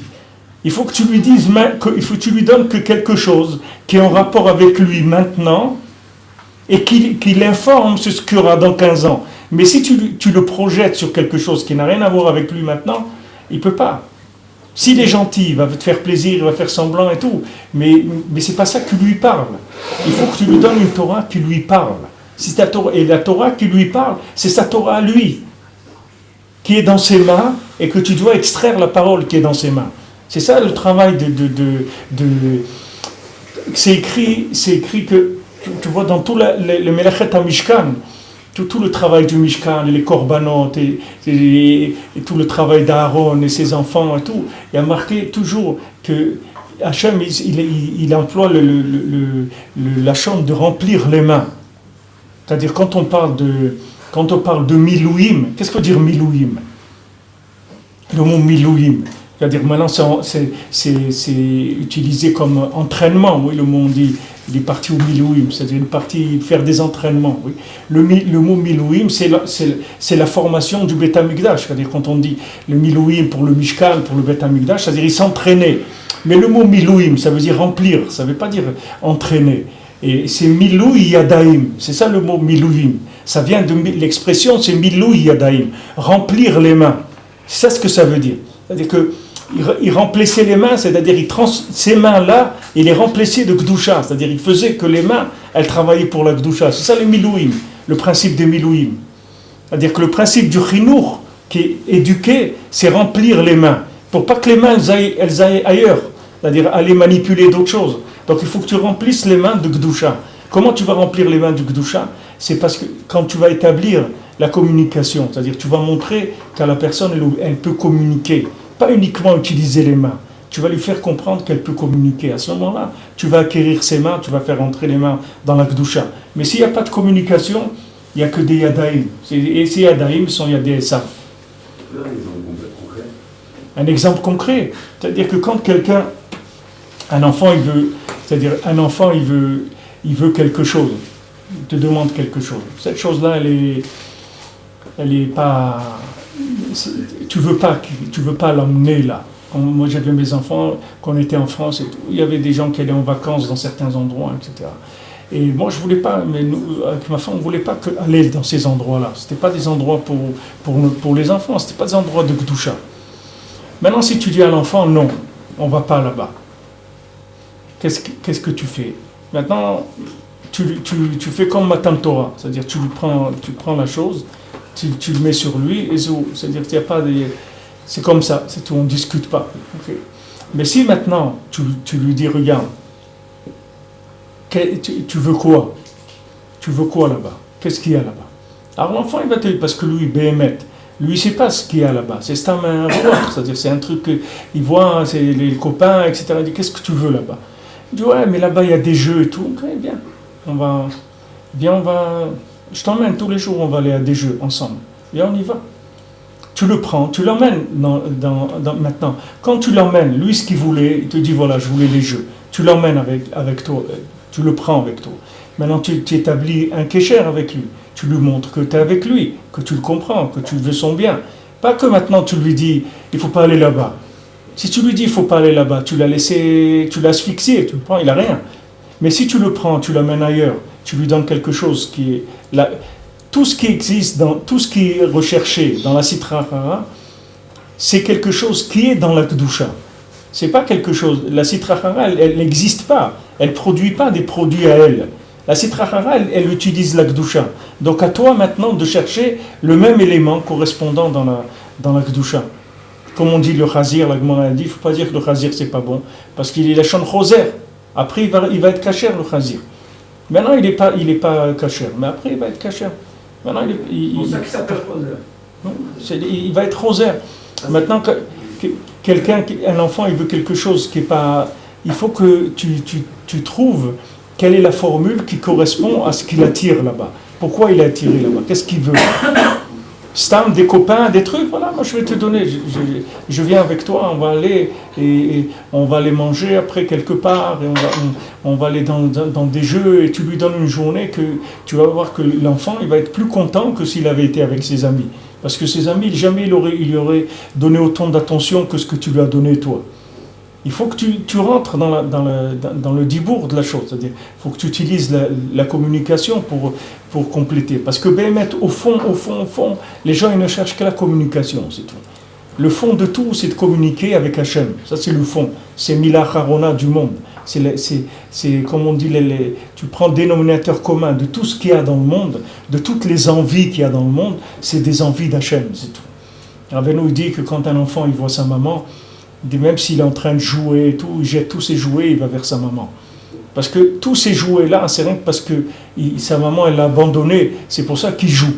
Mais c'est du baby-sit, les jouets. C'est pas un enfant, il n'a pas été créé pour jouer. C'est pas, les jouets, c'est pas un but. C'est uniquement, c'est du baby-sit, on l'occupe. Mais s'il y a sa maman qui est là, il n'a pas besoin de jouer. Ce qu'il tire de sa maman, c'est beaucoup plus grand que que les jouets. Lui, ce qu'il cherche, c'est un kécher avec sa maman. Avec la bina, aime la bina, il cherche un kécher avec Hachem à travers sa maman. C'est ça, il ressent la présence d'Hachem, la hava d'Hachem. C'est ça qu'il cherche. Dans tout, il y a ça. Toi, tu dois t'occuper tu dois faire en sorte que ta Torah, que tu veux transmettre à tes enfants, ce soit une Torah de Purim, pas une Torah de Shavuot. Parce que la Torah de Shavuot, il y a le Hegel après. Et tu ne peux pas échapper à ça. Toute Torah qui est une Torah qui n'a pas de vécu, qui n'a pas d'ahava, il n'y a pas de cœur, il n'y a pas de simcha, c'est obligé que ça va vers le veau d'or. Comment tu veux que les gens y fassent? Ce monde-là, il propose des plaisirs sur un clic. Et les gens ils cliquent une fois, ils ont du plaisir. Tu ne peux pas dire aux gens, il faut t'asphyxier. Ils ne sont pas fous. Il faut que tu leur donnes quelque chose qui les alimente à l'intérieur. Et ça, c'est que par le kécher. Il n'y a pas d'autre chose que de la communication. C'est ça qu'on cherche aujourd'hui. Et tout ce qui est les mains, bon Hachem aujourd'hui, il y a énormément de transformation, c'est-à-dire le monde il est moins rustre qu'avant, c'est-à-dire c'est plus raffiné, il y a beaucoup plus de facilité pour entrer dans le dibour qu'avant. Beaucoup plus de facilité. Pour celui qui veut, c'est beaucoup plus facile qu'avant. Mais notre travail, c'est toujours de ramener les mains vers la parole. C'est avec ça que tu écris la Megillah. La Megillah, c'est ça. C'est qu'on va être mégalé que dans ses mains, il y avait des paroles. C'est pour ça qu'il n'y a pas de nom d'Hachem dans la Megillah. Parce que le nom d'Hachem, c'est trop explicite. C'est-à-dire, ce qu'on veut, c'est juste que montrer que dans ses mains, les mains, il y avait des paroles. C'est ça qu'on a écrit, c'est une histoire. C'est-à-dire, on a transformé les mains en une histoire, comme on avait étudié il y a 3 semaines.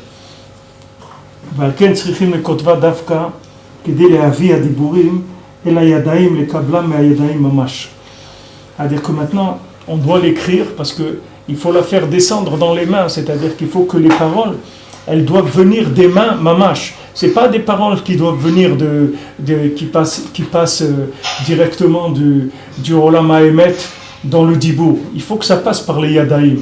C'est-à-dire, comme je vous ai dit, Milouim, c'est-à-dire que les paroles, elles soient dans les mains. C'est-à-dire qu'il y ait paroles dans les mains, c'est-à-dire que ces paroles soient dans le monde de l'action, mamash, que les gens ils puissent palper la vérité, et de cette vérité-là, après on fait sortir les paroles.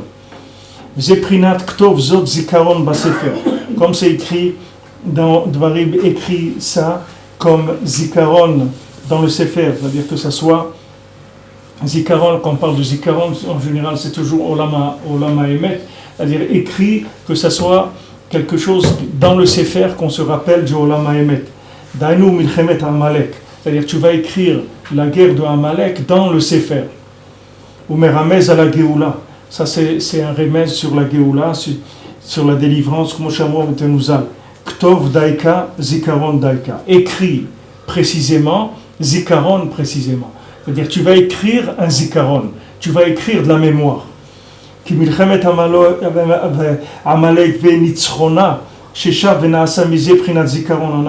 Parce que la guerre de Amalek et la victoire contre Amalek, c'est de ça on en revient, c'est-à-dire on fait tchouva, et de ça on amène le zikaron. Parce que maintenant, qu'est-ce qu'il fait Amalek? Amalek, il veut nous faire oublier. C'est ça qu'est-ce qu'on dit que Amalek c'est Gematria Safek, c'est-à-dire que Amalek lui il travaille toujours comme ça, il veut te mettre toujours, il commence par des doutes, il te met un petit peu des doutes, mais quand tu mets un peu de doute, il t'est déjà sorti, à moitié il t'a sorti déjà, après l'autre moitié c'est rien du tout de faire tomber, quand la personne elle a un Safek, après de la faire tomber c'est facile. Alors Amalek déjà ce qu'il veut c'est te mettre un doute dans ta valeur. C'est-à-dire, lui, il veut essayer de te faire douter sur la valeur que tu as. Ça, c'est le point de départ de Amalek. Lui, il veut te faire croire que tu ne vaux pas grand-chose, que tu es quelqu'un de médiocre. Alors que maintenant, toi, tu dois réagir contre ça et lui dire, tu m'excuses, moi, je ne peux pas être médiocre, parce que moi, je suis une partie d'Hachem. Hachem, il est médiocre, il n'est pas médiocre, donc moi, je ne peux pas être médiocre. Si tu n'as pas trouvé le bon interlocuteur, ce n'est pas à moi qu'il faut que tu parles.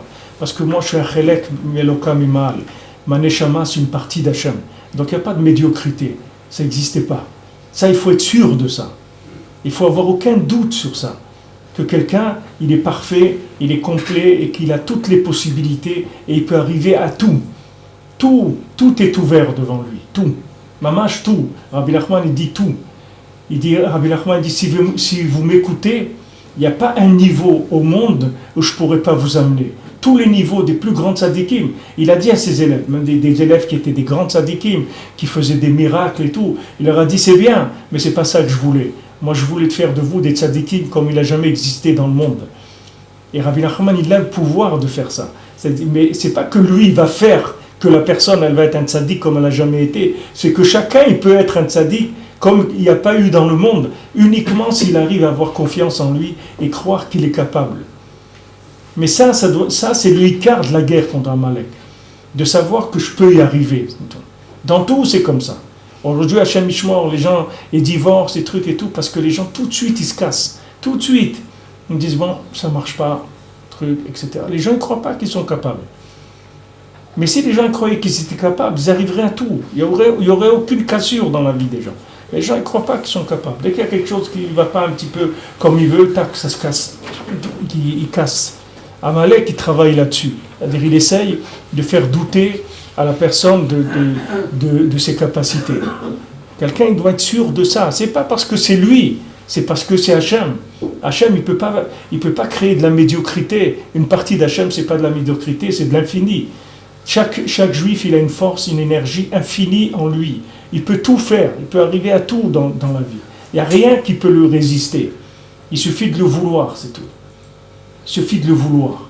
Et quand tu vas le vouloir, l'énergie divine qui est en toi va se réveiller. Et cette énergie, elle va t'amener à faire des choses que tu ne peux même pas imaginer. Même Rabbi Nachman lui-même, il a dit que s'il savait qu'est-ce que Hachem il allait faire de lui, tout ce qu'il a fait toute sa vie, il l'aurait fait en 1 heure. Il l'aurait fait. Comment il va le faire en 1 heure? Quelqu'un comme lui qui a vécu 38 ans, et qui jamais respiré 2 fois la même chose. Chaque fois qu'il respirait, il respirait d'une façon nouvelle, avec une nouvelle compréhension d'Hachem. Comment en 1 heure il va faire ce qu'il a fait dans toute sa vie? C'est parce qu'il arrive à une conscience et un vouloir tellement intense que Mamash, en 1 heure, il peut concevoir tout ce qu'il a conçu toute sa vie. Quelqu'un il se trouve dans des conditions, vous voyez que des fois dans la vie, quelqu'un il se trouve dans des conditions où il arrive à faire des choses qu'il n'arrivait pas à faire avant. Parce que les conditions dans lesquelles il se trouve, elles le poussent à faire plus. Et il voit qu'il peut faire plus, Béhémet. Il voit qu'il peut faire plus. Il y a des journées où quelqu'un il est obligé de faire certaines choses et tout, il va voir qu'il peut faire énormément. Et pourquoi il ne fait pas ça tous les jours? Parce que tous les jours, il n'a pas le même corps de vouloir. C'est pas que la machine, elle ne peut pas. La machine, elle peut arriver à tout. Seulement le vouloir, il est faible. Pourquoi? Parce qu'on est attaqué par Amalek. Amalek, toujours, il te met des sphécotes sur ce que tu veux faire. Tu as envie de faire quelque chose, alors il te met des sphécotes. Ouais, mais regarde, tu avais essayé, tu as essayé comme ci, ça n'a pas marché, tu as essayé comme ça. Il faut lutter contre ça. Il faut aller dans la certitude du ratson, c'est-à-dire avoir un ratson clair et il faut avoir aucun doute sur sa capacité de réussir. Ça, c'est le point de départ pour pouvoir lutter contre Amalek. Parce que כי מלחמת עמלק וניצחונה ששב ונעשה מזה בחינת זיכרון צריך להביזות לתוך הכתב, להמשיך הדיבורים אל הידיים ולקבלם משם. C'est-à-dire qu'il faut emmener les diburim dans les yadayim, c'est-à-dire que les paroles, il faut qu'elles passent par les mains, c'est-à-dire il faut qu'elles passent par les sables, il ne faut pas qu'elles passent par le lien des mains, on va dire par le lien de l'action, par quelque chose de concret, et pas shoot, d'écrire avec ses mains, comme on écrit, avec les mains, oui. Qu'est-ce qu'on a fait quand on a écrit? C'est des paroles, on les a amenées dans les mains. On a pris la main, on a écrit des paroles avec notre main. Donc on a été mégalé les paroles qu'il y avait dans l'action. C'est-à-dire on a amené les paroles dans l'action, et dans l'action on a fait être mégalé. C'est pour ça que Nadav ou tous les gens qui sont morts dans Nyanim de Riboui Or, c'est tous des gens qui ne voulaient pas faire descendre les choses dans les mains. C'est-à-dire ils voulaient sauter une étape. Mais cette étape-là, c'est une étape éliminatoire. Ce n'est pas une étape que quelqu'un peut sauter. C'est-à-dire le tachlit du monde, c'est de révéler la Torah dans les mains d'Aïka. Parce qu'on est là. Si quelqu'un était dans l'Olama Emet, il peut là-bas, s'il veut révéler des Torahs sans les mains. Mais ici, ça doit passer par les mains. Quelqu'un ne peut pas dire ici, j'ai pas envie d'utiliser mes mains. Il doit utiliser les mains, mais il doit utiliser les mains pour écrire. C'est-à-dire il doit utiliser les mains pour révéler la parole d'Hachem à travers les mains. C'est-à-dire pour transformer la chose d'un niveau à l'autre. C'est-à-dire que ce qui était avant de la manipulation, maintenant ça va devenir des écrits Kodesh. Ce qui était avant de la manipulation d'énergie dans la matière, ça va devenir maintenant des écrits de Kedusha.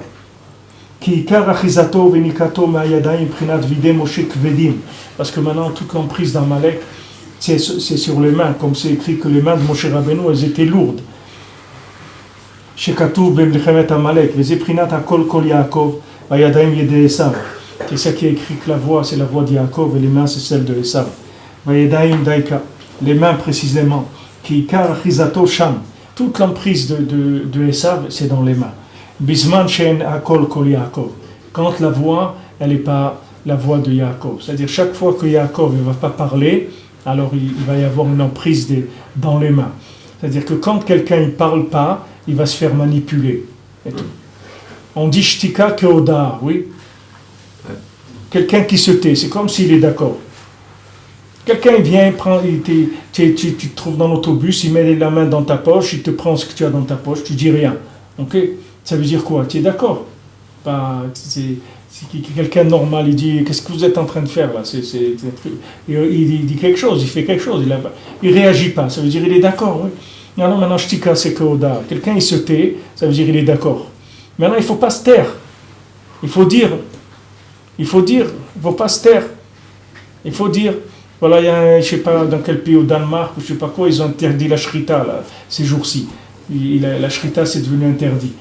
Alors, il y a je ne sais pas, un ministre israélien ou quelqu'un, il a dit, ne croyez pas, on ne va pas se taire. On ne va pas se taire. On ne va pas laisser comme ça. Ne croyez pas que vous allez faire ce que vous voulez. Comme ça, interdire ça.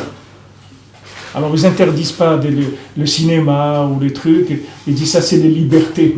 Et maintenant, quelqu'un il fait la shrita, les métaken, Bon, d'accord, il y a là-bas, je crois que 6000 juifs dans tout le Danemark. Enfin, le piquant.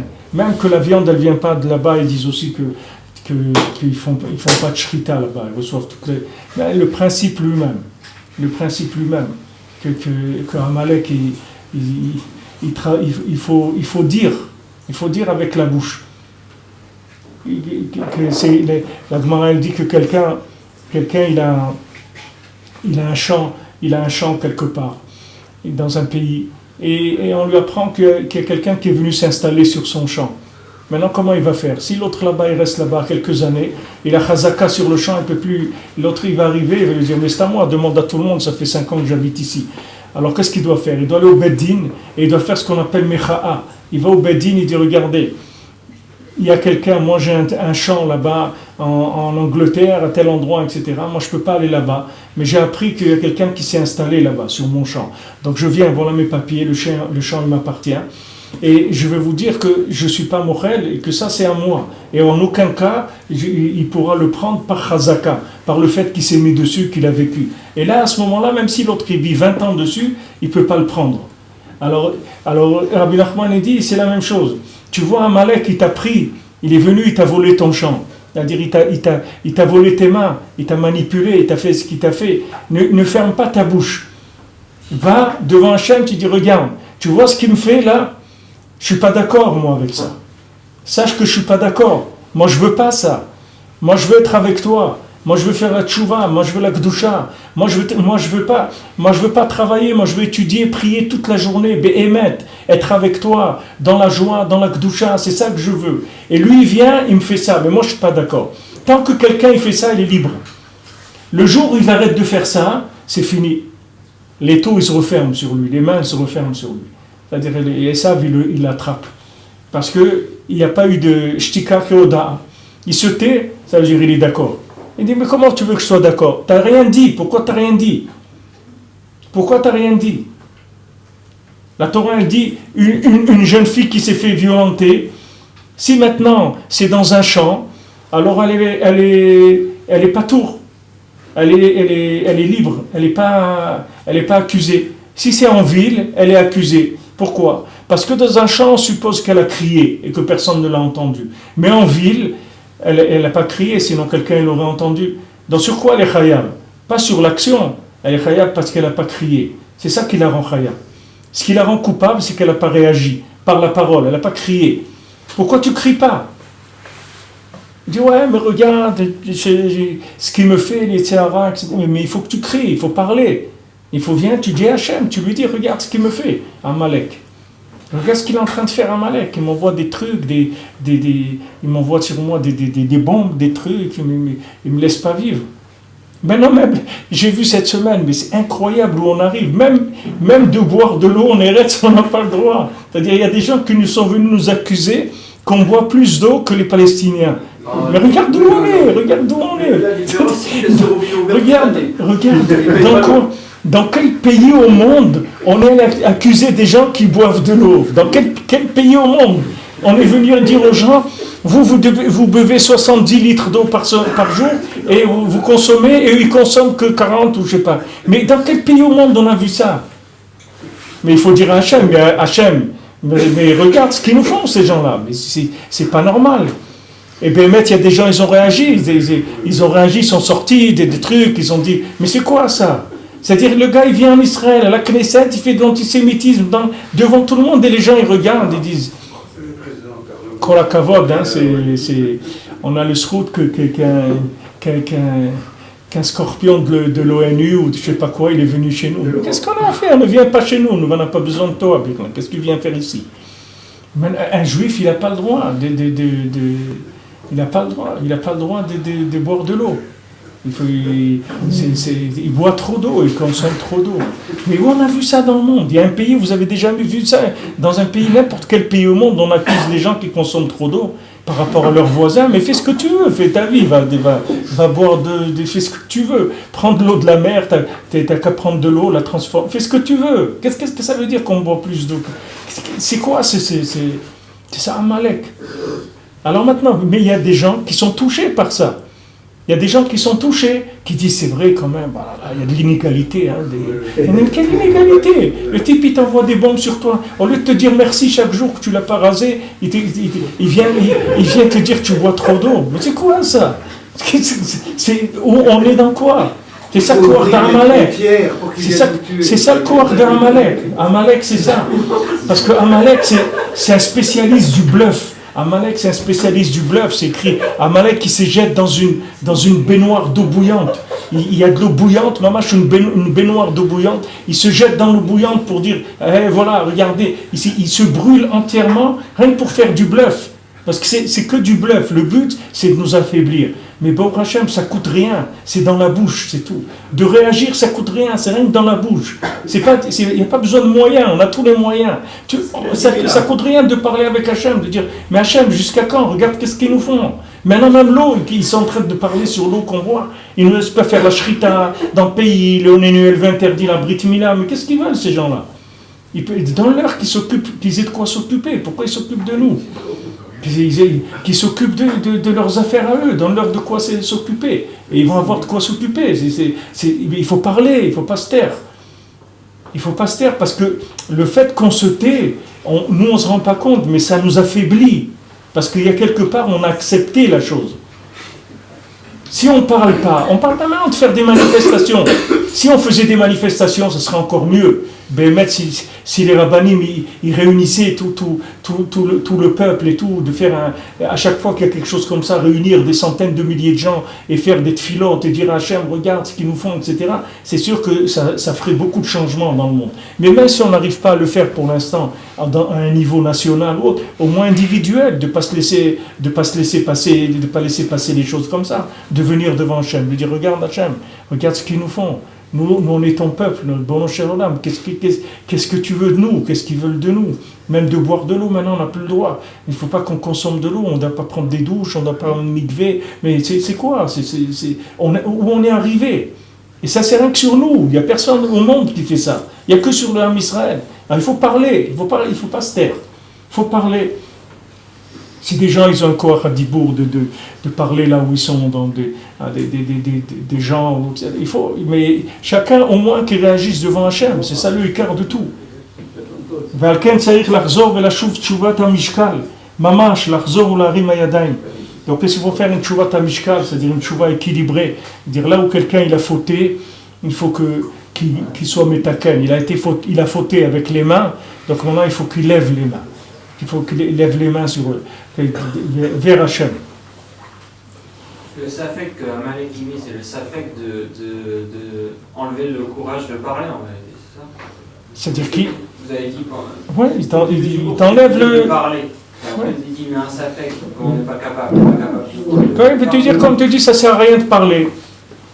Quoi ça sert de parler? Les gens, il se passe quelque chose, ils disent rien du tout. Ils disent de toute façon, à quoi ça sert de parler?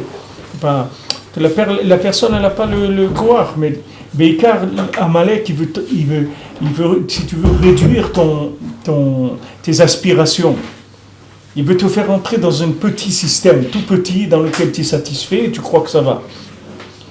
Tu crois que ça suffit. Tu dis, bon, Hachem, ça suffit, c'est bien comme ça, etc. Mais c'est pas vrai, il ne faut rien accepter. Chaque chose que tu as, il faut l'investir. Toujours, il faut faire, quitte pas, quitte tout double. Tu réinvestis tout. Tout ce que tu gagnes, tu le réinvestis sans arrêt, chaque jour. Il ne faut jamais arrêter. Toujours, il faut réinvestir. Maintenant, j'ai fait ça encore. Allez, j'ajoute. Dans tout.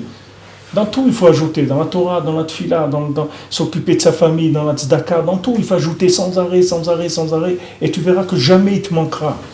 Il ne te manquera ni du temps, ni de la force, ni de l'argent, ni rien. Il ne te manquera jamais rien. Il manque aux gens qui ferment. Les gens qui ferment, ça manque. Mais il y a des gens qui ouvrent les mains sans arrêt. C'est-à-dire, sans arrêt, tu verras qu'il ne manque jamais rien. C'est ça le cœur de Amalek. Amalek, c'est Asher Kar Chabader. Tu vois celui qu'ils ont envoyé là. Je vous ai dit Kéri. C'est quoi? C'est Kéri, c'est les carrères. C'est carrère le Ham Israël. C'est-à-dire, ils ont envoyé, Esav, il a envoyé quelqu'un pour refroidir le Ham Israël. Acceptez quoi? Acceptez que cette terre, elle n'est pas à vous. Acceptez que Jérusalem, c'est pas à vous. Et acceptez que vous ne devez pas exister, les Maasé. Acceptez ça. Il dit, mais on ne peut pas accepter ça, parce que sinon on accepte qu'on ne doit pas exister. Alors c'est le monde qui ne va pas exister, c'est pas que nous. Eux, ils ont envoyé ce Kérir, parce que lui, il vient de toute la Kériroute. C'est un homme qui a été fabriqué par toute la froideur comme on dit, la guerre froide, c'est-à-dire la guerre de refroidissement, c'est-à-dire de refroidissement des individus. Mais la réaction, elle doit être avec la parole. Si on rentre tout de suite dans les mains, on doit harceler ça. Il ne faut pas rentrer dans les mains tout de suite, mais à un moment, on va devoir rentrer dans les mains aussi.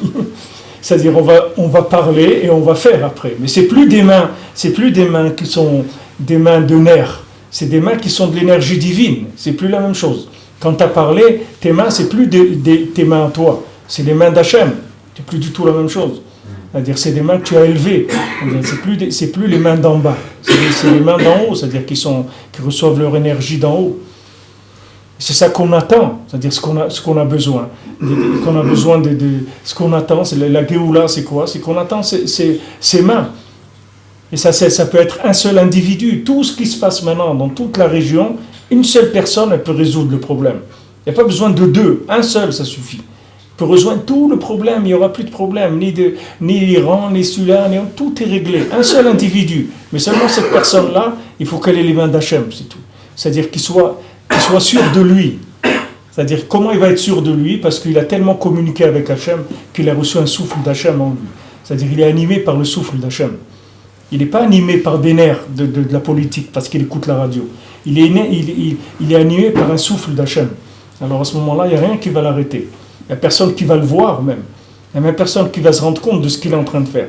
Ça va aller tellement vite que les gens, ils pourront pas, comme c'est écrit quand il a été dans Sipurim Asiot, quand il a cherché la princesse disparue, il était tellement motivé, il était tellement sûr de lui qu'il est passé devant tous les gardes, devant tout, il n'y a personne qui l'a arrêté. Il est passé devant eux, il est rentré, jusqu'à qu'il est arrivé devant la Bat Meler. Alors que maintenant, là où il est passé, c'était tous ces gardes, ils étaient là pour empêcher les gens de rentrer. Il est rentré dans le palais, il est allé chez la princesse. Il a passé tous ces gardes, personne ne lui a rien fait. Parce que ces gens-là, ils sont faits pour fonctionner jusqu'à un certain niveau de ratson, de vouloir.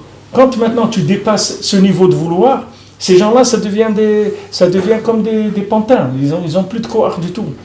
Ils ont le cohort quand tu as un niveau de vouloir qui est plus faible. Alors tu les vois comme si c'était des murs, comme dit le Baal Shem Tov. Il dit, ce que tu vois qui est des murs, c'est des murs en papier, Bémet. C'est pas des murs. Il n'y a pas de murs. C'est des murs en papier. Mais pour qu'ils voient qu'ils sont en papier, il faut que tu aies un vouloir qui soit plus grand, c'est tout.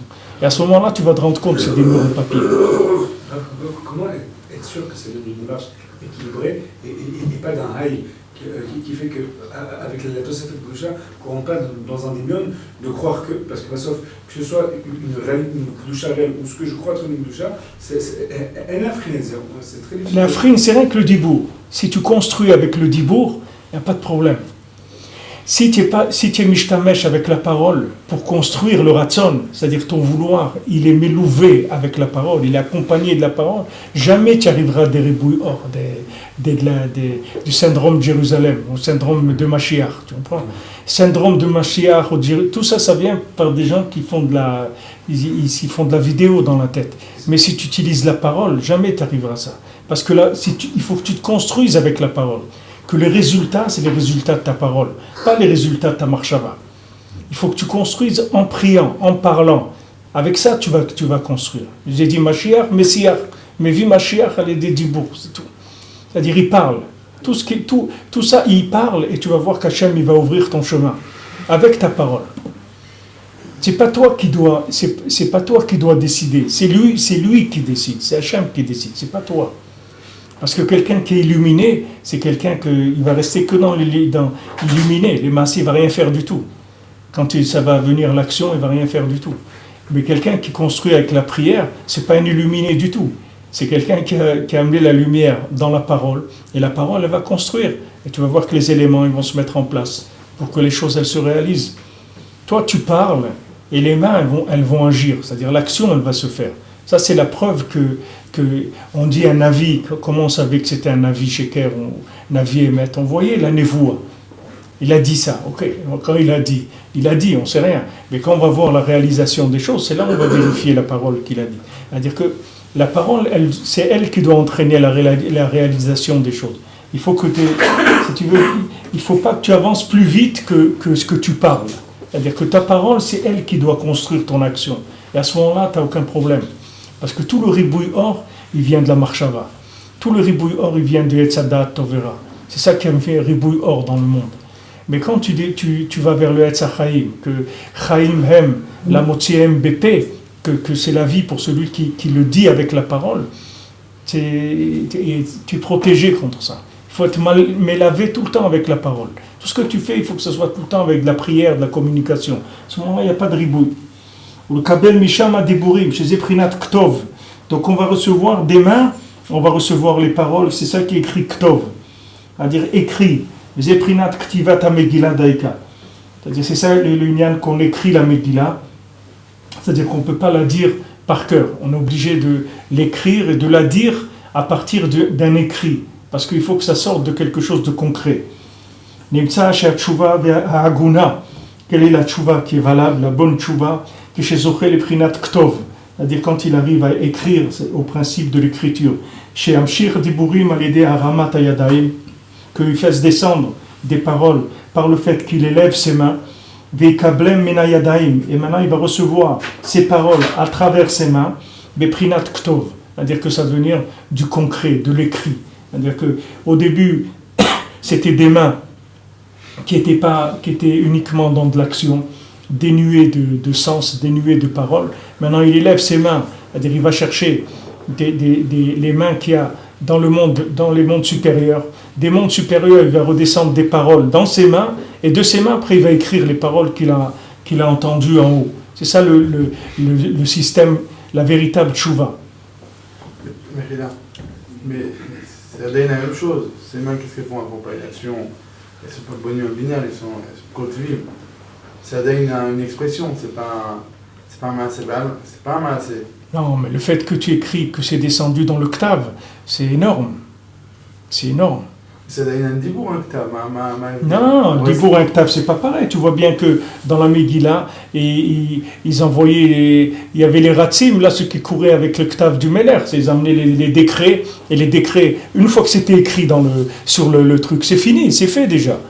Une fois que c'est écrit, le décret, il est écrit, ça y est, c'est comme s'il est fait, c'est la même chose. Tu l'as descendu dans le Ktav, ça y est, la chose, elle est faite. Machin, c'est le plus haut niveau de l'action, c'est quoi? C'est l'écriture ou bien c'est l'action elle-même? Quand on dit qu'on est métaknim les yadayim. La shlemut, c'est l'action.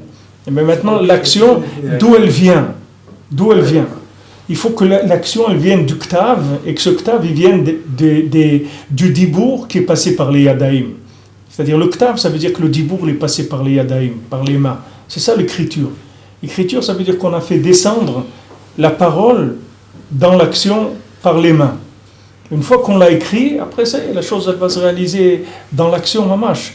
Mais si avant l'action, il n'y a pas eu un écrit qui est venu de la parole d'Hachem, qui est descendu à travers les mains, alors l'action, elle n'est pas parfaite.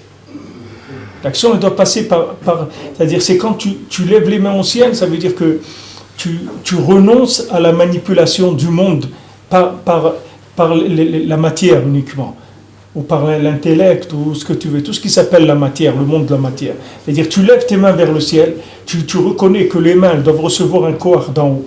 D'en haut, on t'envoie des paroles qui vont passer dans tes mains, les mains elles vont écrire et la chose elle va se réaliser. C'est ça le chemin qu'il dit ici. Ça veut dire l'action s'achève à l'écriture. L'hypovala, c'est grand choix. C'est si pour. Mais tu peux aussi, quand tu vas à l'Ouach Libéra, c'est écrit. Quand tu les écris sur les tables de ton cœur, ça aussi c'est de l'écriture.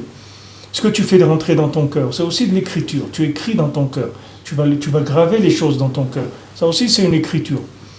Rabbi Nachman, il y avait des Torot qu'il écrivait et il les brûlait après. Parce qu'il y avait des enseignements, il les amenait rien que dans le Ktav. Il les disait pas après. Il écrivait et il brûlait le Klav. Aussi, il intervenait dans le Bet Din Shel Ma'ala, quand il devait intervenir dans le Bet Din Shel Ma'ala pour faire changer des décrets et des choses. Alors, il faisait aussi brûler comme ça. Il écrivait quelque chose, il le brûlait et il dit qu'avec la fumée elle montait et à travers cette fumée là il allait en haut et il changeait les décrets qu'il devait y avoir. il y a des choses qui viennent rien que biktav, elles ne vont pas dans le maasé. Mais le ktav, c'est le côté concret de la parole. C'est-à-dire que quand une parole elle est devenue concrète, elle s'écrit. J'ai vu que Shlomo HaMelech, il a écrit, la plupart des ktavim de Shlomo HaMelech, on ne les a pas. Nous, ce qu'on a de Shlomo HaMelech, c'est ce qu'on a, c'est Michelet, Kohelet et Shir HaShirim, c'est rien du tout. Ce qu'il a écrit, Shlomo HaMelech, il avait, sur chaque machal qu'il avait, il avait 3500 machalim, exemple, et sur les 3500, sur chacun des 3500, il en avait 1500. C'est-à-dire que c'était des millions et des millions de choses qu'il a écrites. C'était écrit, ça s'est perdu. Le Ktav, il s'est perdu. Il y a aussi des échanges de Ktav. Je vous ai dit que où sont tous les Sfarim qu'il a écrit, Abraham Avinu, Yitzhak, Yaakov, ils ont écrit des Sfarim. Où sont tous ces Sfarim? On dit que Abraham Avinu, il avait 70, la Gemara qu'il avait d'Avodah Zarah, il avait 70 volumes dans Avodah Zarah qu'il avait. Donc ils ont écrit beaucoup de Sfarim. Où sont ces Sfarim? Alors Rabbeinu l'explique, c'est des échanges qu'il y a eu entre la Sitra Achara et la Kedusha, c'est-à-dire pour faire disparaître des livres de philosophie. Alors on a donné des livres de Kedusha et on a fait disparaître des livres. Il y a eu un échange qui a été fait. Alors on a donné des livres qui nous appartenaient pour qu'on fasse disparaître des livres qui étaient dangereux pour l'homme Israël. Et on a préféré enlever les livres qui pouvaient apporter quelque chose aux livres qui étaient destructeurs. On a donné des livres pour ça. Alors que le Ktav, c'est très important quand quelque chose est écrit. Et ça descend, c'est-à-dire c'est le dibour qui est venu. Bien sûr, aujourd'hui les gens ils écrivent n'importe quoi, c'est pas des dibourim, c'est rien du tout. Mais quand quelque chose est passé par cette méthode, c'est-à-dire tu as élevé les mains vers le ciel, tu as été prendre des paroles, ces paroles tu les as refait passer par tes mains, tu les as écrites, alors là c'est ça la bnia parfaite, c'est ce qui s'appelle bnia comme il faut de Kedusha. Écrit pour nous, ça veut dire quoi? Complètement pour nous. C'est quoi? J'arrive pas à comprendre. Écrire aussi, ça peut être Bepashtut, écrire. Mais écrire pour nous, ça veut dire que maintenant, tu as écrit Beikar, c'est écrit en toi, c'est-à-dire que tu es arrivé à faire que la chose, elle vit en toi, c'est ça l'écrit. Que la chose, elle vive en toi par la parole, grâce à ta parole. Tu l'as écrit en toi, c'est ça ta vie. La Torah, elle vit en toi. La Torah que tu as écrite toi-même. C'est-à-dire que tu as été prendre maintenant de la Torah qui était à l'extérieur, quand quelqu'un il fait tchouva. C'est-à-dire la Torah qu'il a déversée, il a alimenté avec la Sitra Achara. Maintenant il récupère cette Torah et il la vit. Il vit, ça s'appelle vivre la Torah. C'est ça ce qui est concrètement chez nous. Et il y a un lien aussi il y a un lien aussi Rabbi Nathan, il dit que maintenant dans la Torah qu'on est en train d'étudier la Meddalet, alors il y a la Nekuda de Chaver.